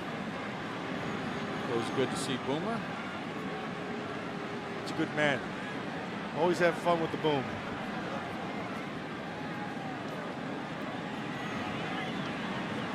Officials trying to get the clock straight. John Fox hoping his team can get straightened out. Took the opening drive, marched downfield, but threw the ball on first and goal, second and goal, and third and goal. Please settled reset to the a game field goal. clock to 2:46 on the game clock, please. And that is the only scoring for Carolina from that opening drive. So right now, if you're the Carolina Panthers, what do? You get back to your running game, play your play action. Don't try to force anything if you're Jake Delhomme, and try to get the ball. If you can, if he's there, you got to get the ball into the hands of Steve Smith. Smith in motion, Stewart the tailback. 10 carries, 37 yards for Stewart. Delhomme, and he finds the aforementioned Smith to the Miami 41, gain of 20. And that's what they have to do. And he's open, and he's not forcing anything. So what you do is you just go ahead and you take Steve Smith and you run him. First, get him in motion, and you expand the zone. All it is a 3-deep zone. And then you sit him down in a hole, and that's what he does very, very well. Smith, 4 catches for 38 yards. Delhomme, 8 for 20 for 84 yards and an interception.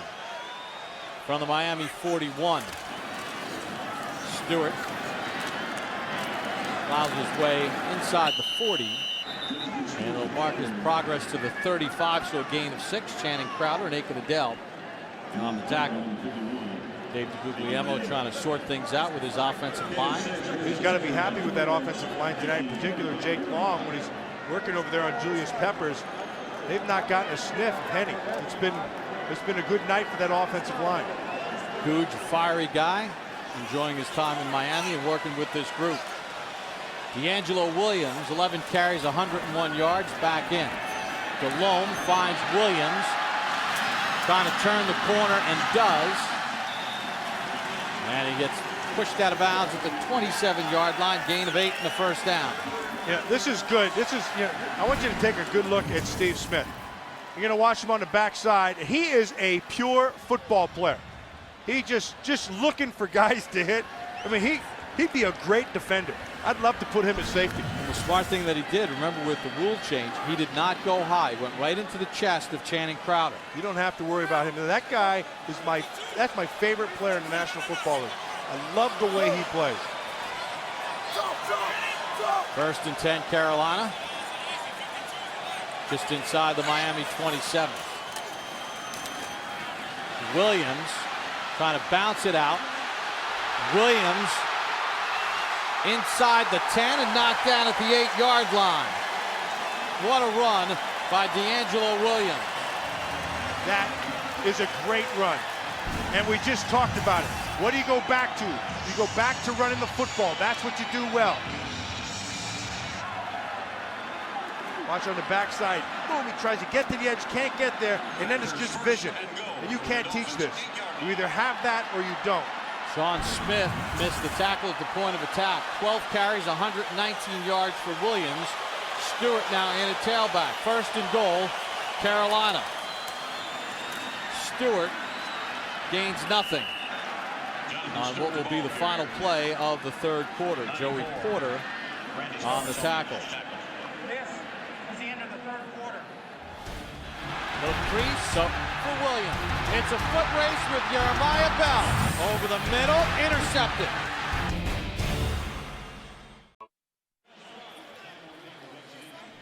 Jason Ferguson helped off on the final play of the third quarter. Big news here in Charlotte. You know, watch him right here. That's Jason Ferguson, 95. And in order to have any kind of defense, you have to hold the point. And he does that fantastic. That time, looked like he held it fine. I don't know. He's limping off. I don't know what got him. So they'll check on Ferguson. Tony McDaniel in at the nose. Fourth-year player out of Tennessee, acquired in a trade from Jacksonville. We start the fourth. Second and goal, Carolina. They trail by 11. Delhomme got hit. Can't find King. As Delhomme had a hand on his back, Porter got pressure. And he had King open.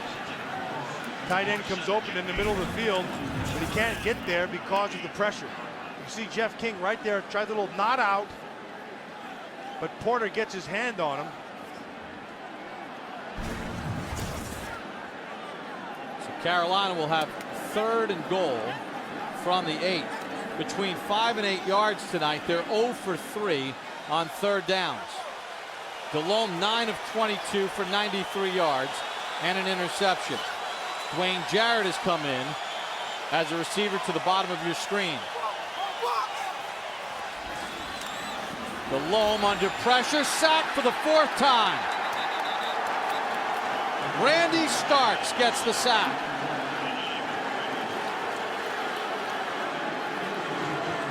They're not getting any help with your tackles at all because by formation, you don't have anybody.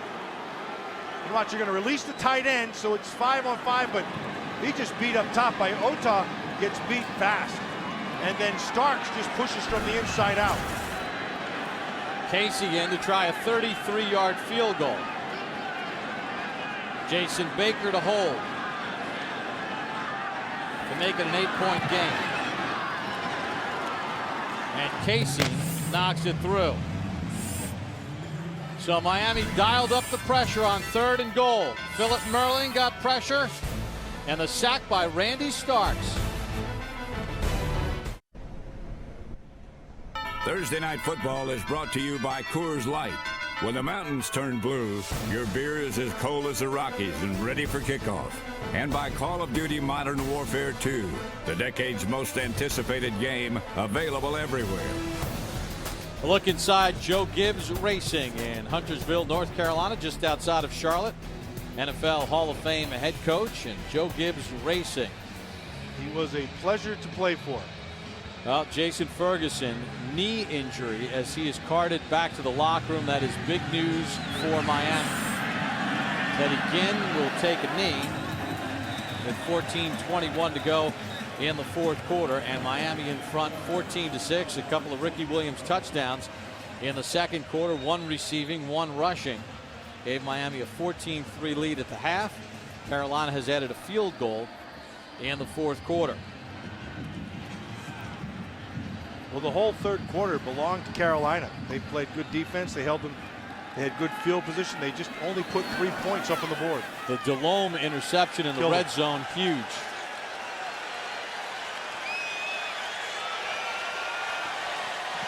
Ricky Williams, 14 carries, 45 yards. Henny, Ginn along the sideline, and they call it a good catch at the 37-yard line. That's a heck of a throw. And an excellent catch by Ted Ginn coming back to the football. Gain of 17 on the play. Yeah, listen to Deion Sanders on the pregame show. He's talking about Ted Ginn has to work at it and he has to become a big-time receiver. But plays like that, that's what gives you a chance to become a big-time player. 4 catches for 32 yards as they take Jason Ferguson into the X-ray room. 1st and 10, Ricky Williams taking on defenders. Gerard Martin knocked him down after a gain of 7. Yeah, but did you see on the front end of that? Polite, the fullback, nice block. Nice physical block. The backer filled real fast, and Polite just met him just the way you're supposed to. Watch the fullback right here, number 36. Look at that. Boom, right there. That's a heck of a block. And then that just clears the hole. Right there. Ricky Williams, 15 carries, 52 yards.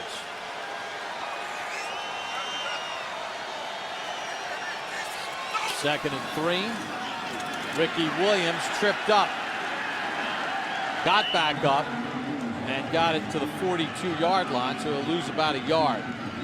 Ron Meeks, the defensive coordinator for Carolina, dialing up a couple of pressures. He's dropping people down. Drop the safety down, and they're attacking up front. They're trying to create this. Lex Hilliard comes back in the ball game as Williams goes out on a 3rd and 4. Miami with a 3rd and 4 here in the 4th.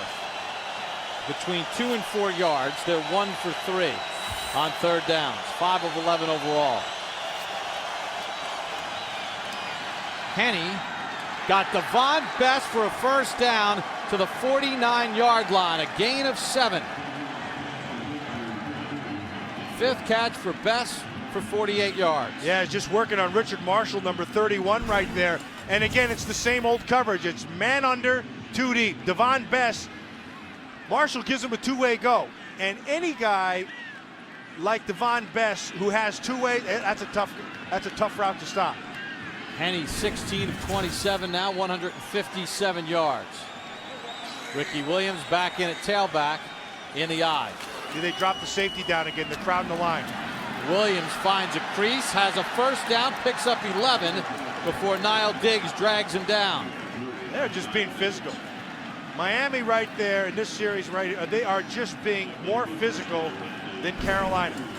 And you can see what they're doing. They're dropping the safety down right here. So they got 8 people up here. And it's just going to be a numbers game. It's a man on a man, and then it's just Ricky Williams. See how he had his vision? Beeson jumped to the one side. He took it back the other way. 1st and 10 Dolphins at the Carolina 40. Williams again with some room. Knocked down at the 35-yard line. Ron Meeks, the defensive coordinator, not pleased. Well, this is good physical football. And this is what it comes down to. I mean, this is, you know what's going to happen. You're dropping the 8th man down. It's just going to be man versus man. And the guy who's impressive is Lusaka Polite, the fullback. He just gets after it. Landon Johnson shaken up. You watch him, 36. Boom, right there on Landon Johnson. And that's why he's shaken up, rather. And he knows it. You can see him. He's excited about it. Just play good and physical. It's you versus me. I win. The best part of that is when you're in the middle of that and you're being physical and you know you own him, there's nothing they can do. You know, you asked Jason Taylor yesterday if you were to go into a foxhole, which teammates would you want to take with you? And he mentioned Ronnie Brown, Joey Porter, and Lusaka Polite. He went to the same high school, Woodland Hills High School, as Jason Taylor, was a classmate with Jason's sister. He said, that is my guy. Well, it's easy to see why. Polite just lining up. You watch him, that's where the ball's going. Lex Hilliard takes the handoff. Hilliard fighting for the first down. He'll be about a yard short. John Beeson on the tackle with James Anderson. Yeah, just not being very polite is what his name should be. He's blocking Niall Diggs all over the place. Ricky Williams comes back in. Miami, only their 2nd, 3rd, and 1 of the night. They're 1 for 1. They've hit 19 of 20, 3rd and 1 plays, highest percentage in the NFL. They give it to Polite. He's got the first down, but there is a flag on the play. Lusaka Polite 8 for 8 this year on 3rd and 4th and 1s. So if you study trends, Carolina should have been thinking Polite. Offside, number 90, defense, lined up in the neutral zone. 5-yard penalty, first down. It didn't help him. You line up in the neutral zone or not. Tony Sperano likes what he sees of that offensive line and how they're coming off the ball, and they're being very physical. It's the first accepted penalty against Carolina tonight. Miami has 3. Not bad on a short week. Oh, it's great. 4 accepted penalties combined. And now Joe Berger, who came in for the injured Jake Grove at center, is shaken up here in the 4th. Miami leading it by 8.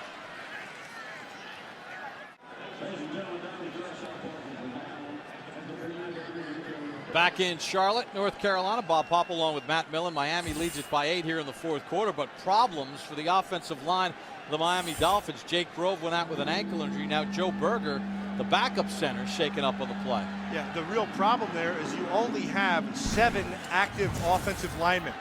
And so when somebody gets hurt, in this case, Jake Grove, he knows he's got to go back in even though he's hurt. So, heck, he's looking for his helmet, can't find it. A lot of times what you do when a guy gets hurt is you take his helmet from him so he doesn't run back onto the field. And now they've moved Nate Garner to center. On a 1st and 10, Ricky Williams gets a yard. Tank Tyler on the tackle. Jake Grove was looking all over for his helmet. Where's my helmet? Where's my helmet? They took it on him. Yeah, they don't want him back in the ball game. So Smiley, who started the game on the bench, is in at left guard. Garner, who started the game at left guard, is in at center. So it's Long, Smiley, Garner, Thomas, and Carey up front for Miami. 2nd and 9. Henne fumbled the snap, and he'll lose center. a yard. Yeah, and there's a different center right there. Yeah, he's been used the whole time. Looked like the ball got away from him. Didn't look like Henne pulled out. You got to get used to each guy, obviously, and they not real thrilled with that. Tony Sperano not pleased with the lack of execution, so they continue to work on Joe Berger. Grove is still out. He's got his helmet on. They won't let him back in the game. 3rd and 10 for Miami. They're 2 for 4 on 3rd downs of 9 or more yards. They'll give it off to Williams. Ricky Williams with yards after contact to the 19-yard line. Gain of 7. Kick the field goal and keep it a 2-touchdown game. 2-possession game. 2-possession, right. With approaching 8 minutes to go here in the ball game. Miami's only road win this year came in New York against the Jets. Dan Carpenter to try the field goal of 37 yards. He's 15 of 16 on the season. Has only missed from 49. Snap is good, and Carpenter's kick is good. So it's 7:39 to go in the ball game. It's a 2-possession game. Dolphins up 17-6. Chad Henne working with Nate Garner on snaps. He'll be the 3rd center that he's working with tonight. 11 plays, 61 yards. Clutch drive for Henne and the Dolphins. Garner was inactive for all 16 games last year. Originally came into the league as a 7th-round pick with the Jets. Acquired by Miami via waivers. Inactive all of last year. He starts tonight at left guard. Then he has to go to center after Jake Grove and Joe Berger both got hurt, as you saw Berger trying to test his ankle. Tyrell Sutton on the return to the 30 and out to about the 32-yard line. 29-yard return for Sutton. You know, I think one of the things you have to remember, we talked about a little bit earlier there, but you only go into with your offensive linemen, you only keep 7 guys active. That's it.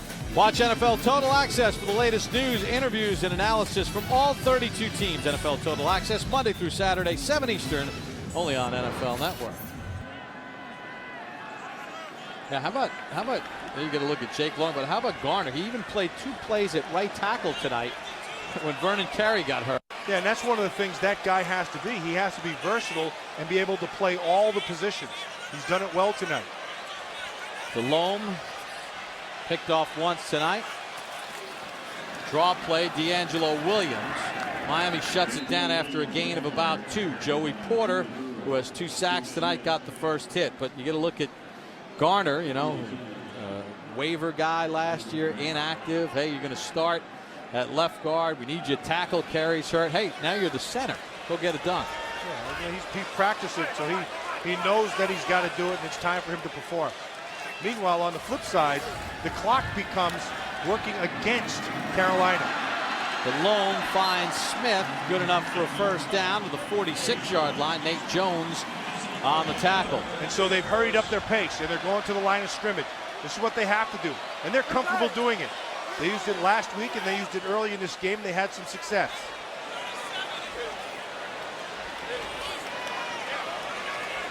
Sutton remains in to the right of Delhomme. Delhomme to the out. Oh, boy. And Sean Smith with good coverage on Dwayne Jarrett.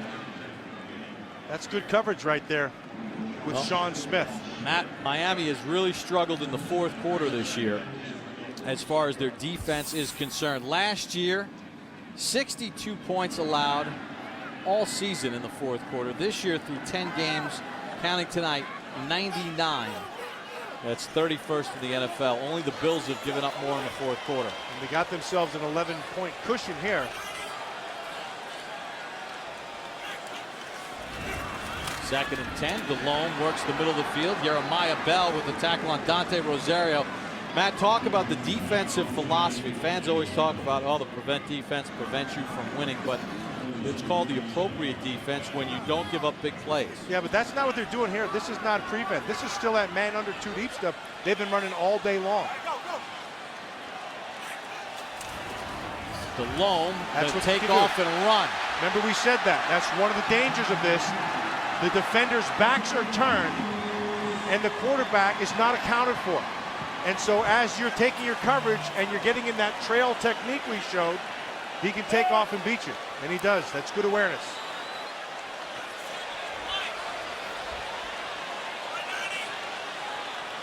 First and 10, Carolina. DeLome overthrows Jarrett again with 5:35 to go in the ball game. Let's take a look at the DeLome scramble again, Matt, and explain to the fans what you mean by the coverage. Well, you see, once you have your back to the wall, to your quarterback, then DeLome sees that. He sees all the defenders' backs turned. You can see right there. Look at this. See, everybody, their back is turned. The safeties are the only ones who can see you, so you have a lot of green. You just go get as much as you can get.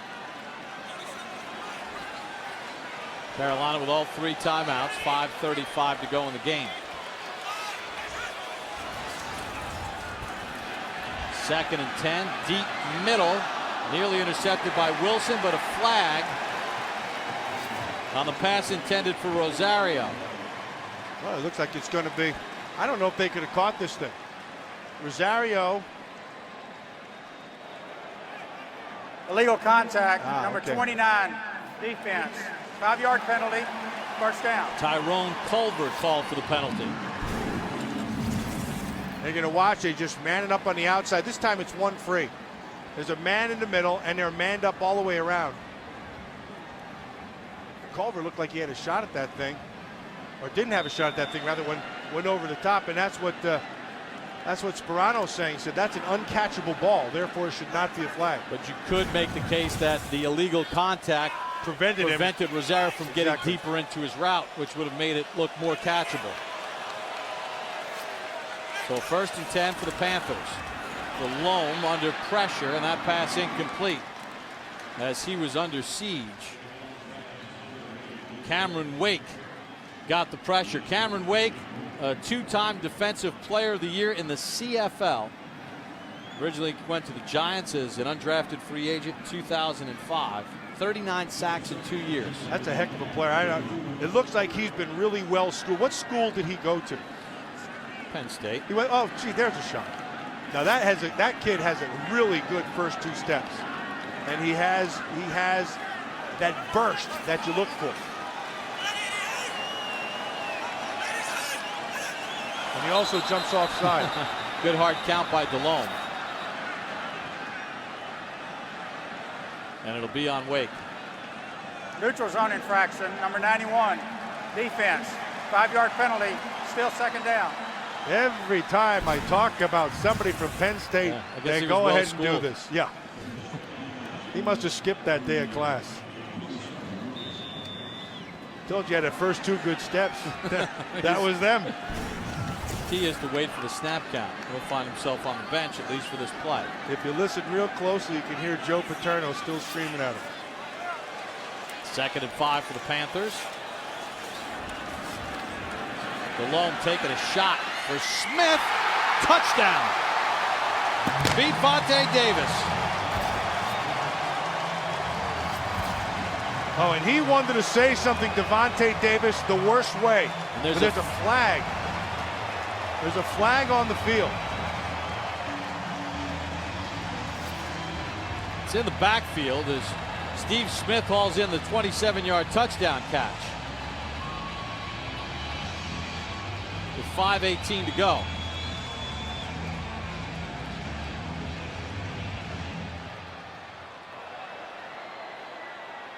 The result of the play was a touchdown.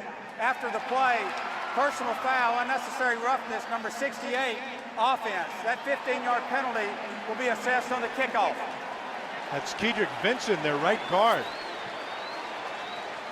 That'll be assessed later, but not before Steve Smith works on Vontae Davis, gets on the top side. Now watch him track it. That's a pretty well thrown ball, but an even better catch. How about the way he secures it? And then here's the penalty on Kedrick Vincent after the touchdown. Little elbow to Starks. So pushing and shoving. But with that said, Matt, it's now 17-12, 5:18 to go. They're going to go for two here to try to get within the one score. Exactly. Carolina let's try to get within the field goal. Carolina 1 for 1 this year. Their conversion, a pass to Steve Smith. D'Angelo Williams in a tailback. Jarrett in motion.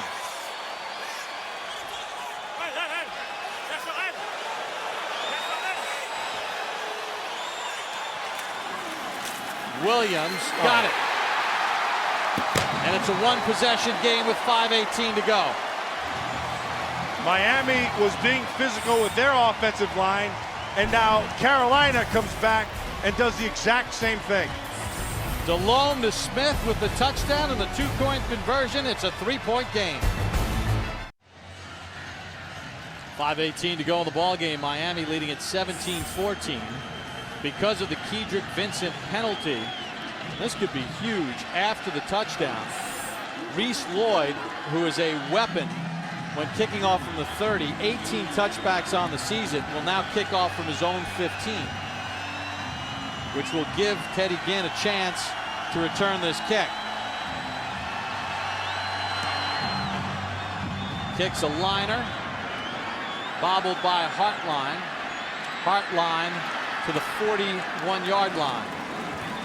Well, let's take a look at the night of Steve Smith, who got into a little fender bender on the way to the ballpark. Well, we said, he's got to be a guy who you have to get involved, and there's a lot of way for him to get involved. Got his blocking, you know what he can do when he goes after the ball, but he tracks it as good as anybody in the league, and that's where the 6 big come down. Steve Smith, 6 catches, 76 yards, and the touchdown. So here comes Miami with 5:13 to go, leading by 3. Nate Garner stays in. Oh, they got Joe Berger back in at center. So Berger's back in, the backup center. Ricky Williams, he'll lose a yard. And John Fox burns his first time out with 5:06 to go. Tank Tyler in the middle of that thing, but he may have made the tackle.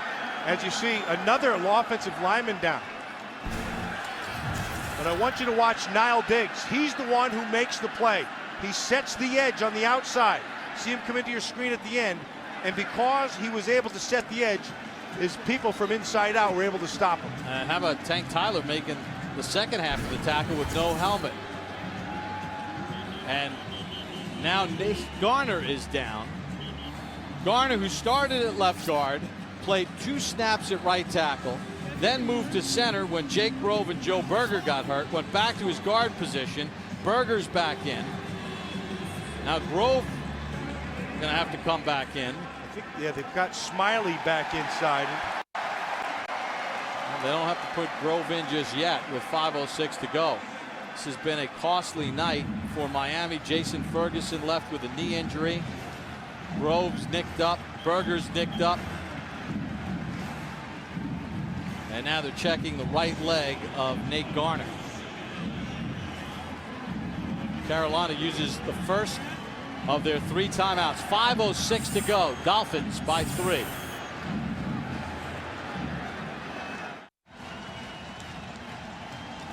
Well, Justin Smiley back in the ball game. Protect Chad Henne as we get a look at Nate Garner getting hurt, Matt. Yeah, I want you to watch right there. See that? What happened, Damian Lewis came down on the inside while his foot was planted and clipped the knee. Looked like he would be hurt on the medial side.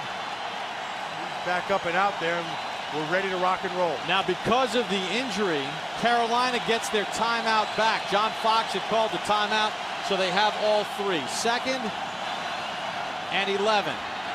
Henne Incomplete. Looking for Ginn. Pressure on Henne applied. Got a little pressure off the edge, but they went man-to-man. Ron Meeks, the defensive coordinator for Carolina, he's rolling the dice a little bit. He's going to go man outside, and he's going to bring pressure. That time it worked. It sets up this 3rd and 12. Ball sits on the 39-yard line of Miami. They have to get just across midfield. Miami 2 of 5 on 3rd downs of 9 or more yards, 0 for 3 in the second half. Looks like they're sitting in the zone. Henne has Devon Best wide open, who makes the catch. Couldn't keep his feet, or he might have been gone. First down, Miami. That was all on Devon Best. They rolled to the right, and they played the zone, and they flooded the zone, and then Devon Best sees it. Watch him, you see him, number 15. He's going to see that sitting in the zone. Now watch him, watch him. He just takes off and runs through the zone to where nobody was, and it's a big play. Nicely done by Henne to find him. Boy, if he hits the front side of Devon Best, he's gone. 1st and 10 Miami. 4:05 to go. Ricky Williams. Chased by Martin. Ricky Williams. Touchdown. 46 yards for Ricky Williams with 3:55 to go. And that's one of the dangers of getting everybody up at the line of scrimmage. Once you break that initial level and get to the second level, it's just all speed. And Ricky Williams has enough of it left to be able to get into the end zone. Ricky Williams, 22 carries, 119 yards, and 3 touchdowns, 2 running and 1 receiving.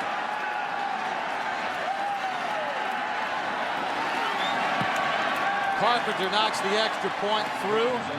10-point lead, Miami. Remember what they said about Ricky Williams. He needs to play like he did when he was in New Orleans. And he gets by with a little help from his friends. It's called his offensive line. But once he gets to that second level, it's just all Ricky Williams. Just coming right at you. Get a hat on a hat. Beeson gets too tight to the line of scrimmage, cannot redirect. Williams just threw the hole. And then Sherrard Martin tried to go high, and Ricky Williams just shrugged him off. Tony Sperano loving it. Looking more like a soprano than a Sperano. I'll tell you another story about Ricky Williams. He said when Bill Parcells came in, Julius Peppers can't believe it. He made the speech to the team about troublemakers. Ricky said, I figured he was talking about me and I was gone. After the meeting, he called me up to the office. He said, I'm picking up the option of your contract. Coach Sperano's a no-nonsense guy. I know where they're all coming from. I'm on board. They have faith in me, and I want to return that faith to them, this staff. Carpenter with the kickoff. Sutton from his own 9. Sutton to the sideline as the flag comes raining in as he steps out at the 38-yard line with 3:49 to go.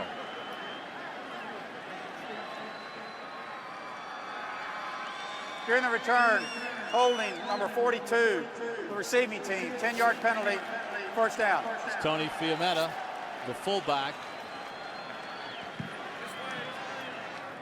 for Carolina. So the Panthers down 10 with 3:49 to go. Ricky Williams, 119 yards rushing. I want you to see this.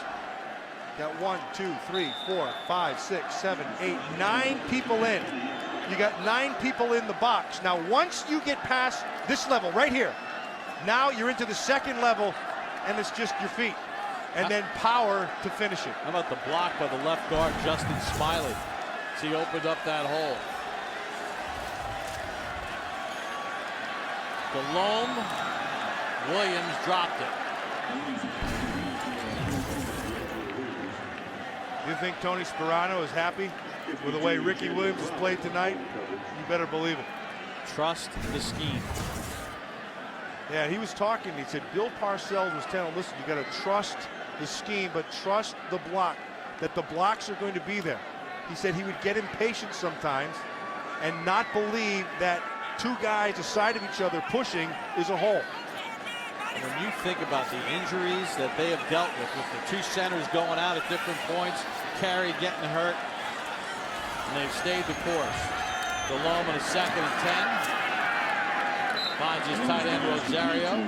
Channing Crowder on the tackle. 3:36 to go in the ball game. There's still time here for this Carolina team to get right back in the middle of this thing. They got to get down here. They quicken the pace, get themselves 6 on the board. 1 for 3 on 3rd and 1 tonight for Carolina. Delhomme will keep it. He's got the first down to the 35-yard line. So Delhomme gains 6. Approaching 3 minutes to go in the ball game.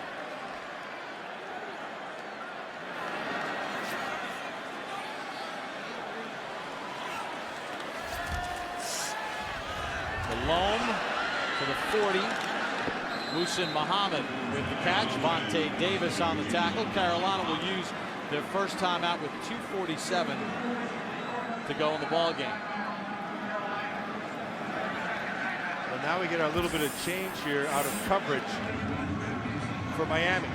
Ricky Williams, the oldest player at 32 since 2004 with consecutive 100-yard rushing games. The bust, Jerome Bettis did it for Pittsburgh. Ricky Williams, as soon as he walked in last night, I said, "You look like you lost some weight." And he said, "No, I'm the same as I've always been." I said, "What do you weigh?" He said, "I'm 230, 231, right around in there." And I said, "No, you were bigger." He said, "Well, I mean, I used to be 250. I said, "Well, that would be losing some weight." He cleaned up, and boy, he is running well. He looks quicker to me. He just looks like he's having fun too. Forget about shedding weight. How about him shedding tacklers tonight? Oh, yeah. 2nd and 4 from the Panthers 41. Dolphins do not blitz. Delhomme with time. Delhomme, middle of the field. Sutton on the catch. He's got a first down to the 48-yard line. But the clock, a huge factor with Carolina down 10. 2 timeouts and the 2-minute warning can stop the clock.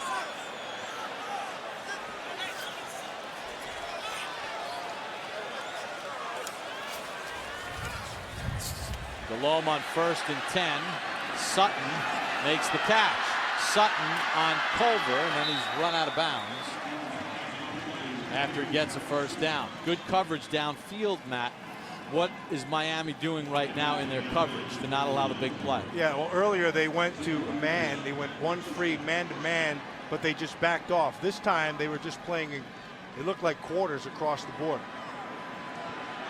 And the quarters, when you see quarters, you just really, you're taking the field and you're dividing it up in quarters across the back deep.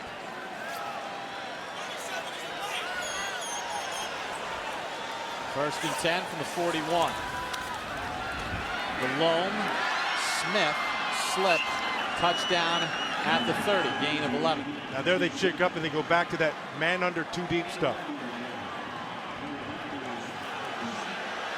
That'll take us down to the 2-minute warning with the Miami Dolphins in front by 10, 24-14. Well, for the first time in his career, Ricky Williams has a receiving and a rushing touchdown. 2 rushing. Dolphins by 10 with 2 minutes left.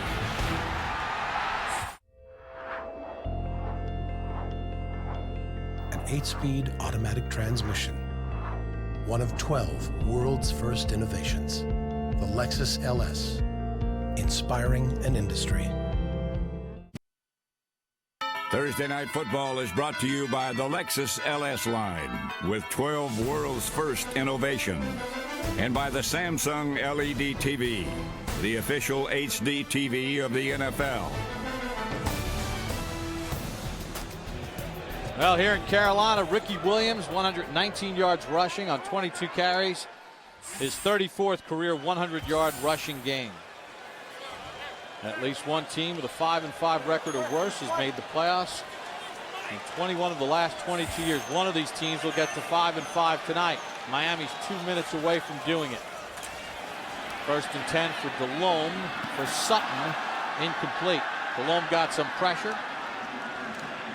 It's Cameron Wake coming off the edge, and again, the same coverage we talked about earlier. They're going man-to-man with the two safeties sitting over the top, and that makes it for tight coverage. You got to be very accurate with that throw. Delhomme 17 of 35, 185 yards, and a pick. Now watch, you're going to see this same thing again. All they're manned up all across underneath with the safety sitting over the top. And that has to be a very accurate throw.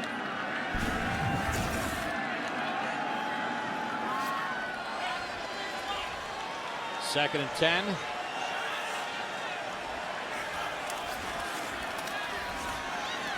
Delhomme, nice play underneath by Jeremiah Bell, knocking it away from Dante Rosario. You know, you get coverage like this, so you want to say, okay, if they're running this coverage all the time, how do you beat it? Well, anytime you get any kind of man underneath, you might want to go with a little bit of pick or a rub or something like that. Get a little bit of a cluster, and that forces you to have. Now Miami is going to call a timeout with 1:41 to go.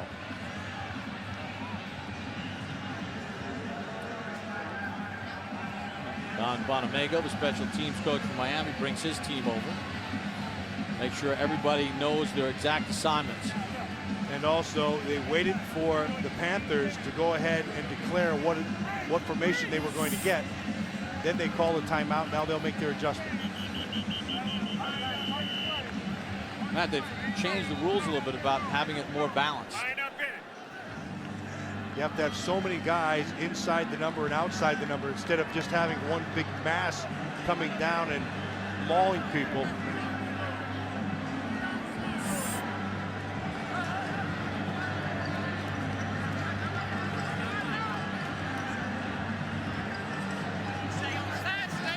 So Reese Lloyd getting set to put the onside kick into play. Got to go 10 yards. It does. Executed perfectly by Miami. There is a flag on the play as Brian Hartline recovered it. In end of game situations, teams connect on the onside kick at 21%. 80% of the time the receiving team fields it cleanly. Miami will help that percentage. We'll check the flag first.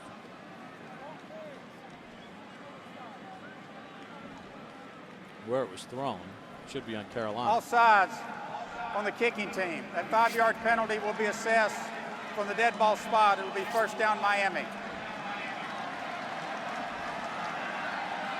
That's actually another change of rules. It happened a while ago. You can see, look right down the line. There's the offside before it was kicked. It was Dan Connor. Dan Connor, number 55.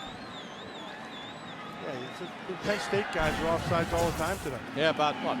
5-6 years ago, 3 or 4 years ago, they added the simple 5. It used to be so unfair because the team that committed the infraction would get to re-kick it. Why should you get a chance to redo it when you committed the penalty?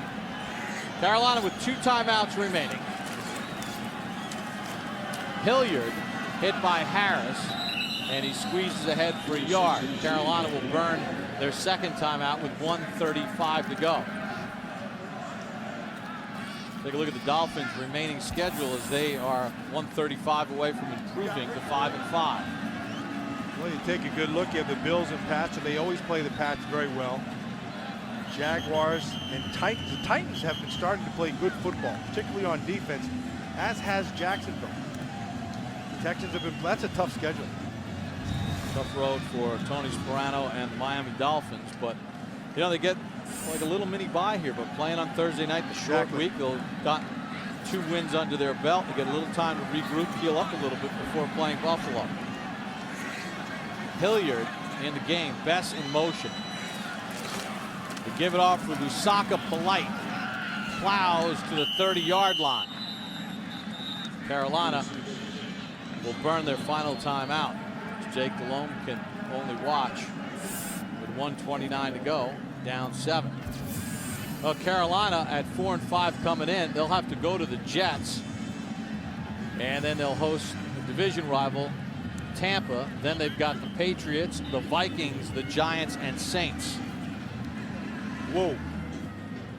I know it's not who you play; it's when you play them. But true. It doesn't look good for Carolina. No, right that's a rough back end. And this is a team that in Week 16 last year, went to New York with the #1 seed on the line, lost in overtime to the Giants, one and done in the playoffs, and now they're staring at 4-6. Surprised Ricky Williams isn't in there, and it's Lex Hilliard. They give it to Lusaka Polite, who picks up a yard, and that's about it. But Carolina's out of timeouts now, so they'll use all the play clock. John Fox cannot stop the clock. So you get down to about 45 seconds to this 4th down. Let it run all the way down. They'll take a timeout with the 2nd left. And how about this offensive line with all the Miami injuries and what they've done? This will only be the 2nd time since Dan Marino retired that the Dolphins will not give up a single sack in back-to-back games. None against Tampa and none here on Thursday night. Grove got hurt, the starting center. Berger came in, he got hurt. Nate Garner went from guard to tackle the center. Berger came back in, Garner got hurt. Smiley came back in. Now, they played extremely well across the front. And the other part of that offensive line, which is really your extra offensive lineman, is Polite. Lusaka Polite had himself a heck of a game. There's Dave DeGuglielmo in his first year as offensive line coach, working his group tonight. So now what do you do here, Matt? You have a 4th down and 3. Carolina's out of timeouts. You're up by 7. And you're in this kind of no man's land. You're obviously not going to try a field goal because if it gets blocked or it's missed, you give them great field position. Yeah, you try to get the 1st down right here. I mean, you only have 7 yards, whatever it is, 7 or 8 yards, 8 yards to the 20-yard line, or he would try to pooch punt, but I'd try to get the 1st down and try to pick up the 4 yards and kill the game. End it right here. Would be a 46-yard field goal. So Henne with Lex Hilliard at tailback. They give it to Hilliard, and he gets submarined by John Beeson. So Miami turns it over on downs. 39 seconds to go. Carolina out of timeouts, but they're down 7. Well, now you know it's going to be a run play, so everybody's going to take the line of scrimmage. Watch Beeson come flying through right there. Everybody fills the gap. Polite takes on the safety, and Beeson takes on the runner. Really surprised that they didn't have Ricky Williams in. 39 seconds to go. Carolina out of timeouts. They trail by 7. Delhomme, middle of the field, caught by Barnage. Gotta hurry up. You get to the line of scrimmage, and he's got to kill the clock right here. Gain of 29. They'll spot it at the 43 of Miami. As fast as you can. Get it, snap it. And Delhomme will spike it with 20 seconds to go. He's got to get 6. But he's got to take one more shot to about the 20-yard line. If he can get it and get out of bounds, and then he can take 2 shots to the end zone. You got 20 seconds. You might have 3 plays here because they're too long. So watch him just working right down the seam. That's a heck of a throw and a good catch. He had to go back shoulder because Jeremiah Bell had inside position. Exactly right. Barnage just does a good job. Bell almost knocked that ball away. 1st and 10 for Carolina. So you're going to force him to throw 2nd and 10, into the field. Barnage again. Got to hurry up. That offensive line's got to get up there. Tackled at the 26. Too much time. Too much time. Give yourself only one more play. 6 seconds to go. So for the 2nd week here on Thursday Night Football, will come down to a final play. 6 seconds remaining. Carolina out of timeouts. They trail by 7. He's got to push it to the end zone, but he can take as much time as he likes. So he's got to get the protection. You'll probably see 4 deep back there, but he's got to find his way into the end zone with this. Can't throw it underneath.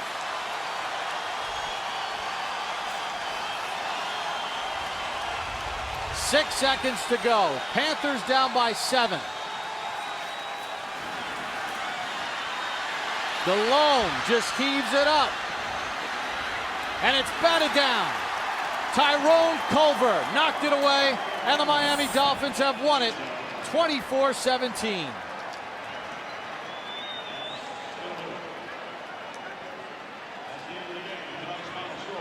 Nice job by the Miami defense of keeping everything in front of them and knocking that ball away. You're watching just everybody getting up the field. Look at everybody in the end zone. Now, all you have to do is just knock the ball down, which Culver does, 29, very well.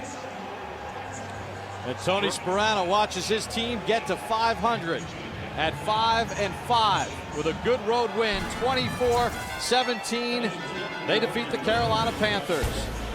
Stay tuned for the K-Jewelers post-game show as the Dolphins win it 24-17. Thanks to Palabolas Creative Services for their work on our show. We'll see you next week in Colorado as the Giants take on the Denver Broncos in Denver. Coming up in the post-game, you'll hear from Ricky Williams, the star tonight for Miami. For Matt Millen and our entire crew at NFL Network, good night and thanks for watching Thursday Night Football.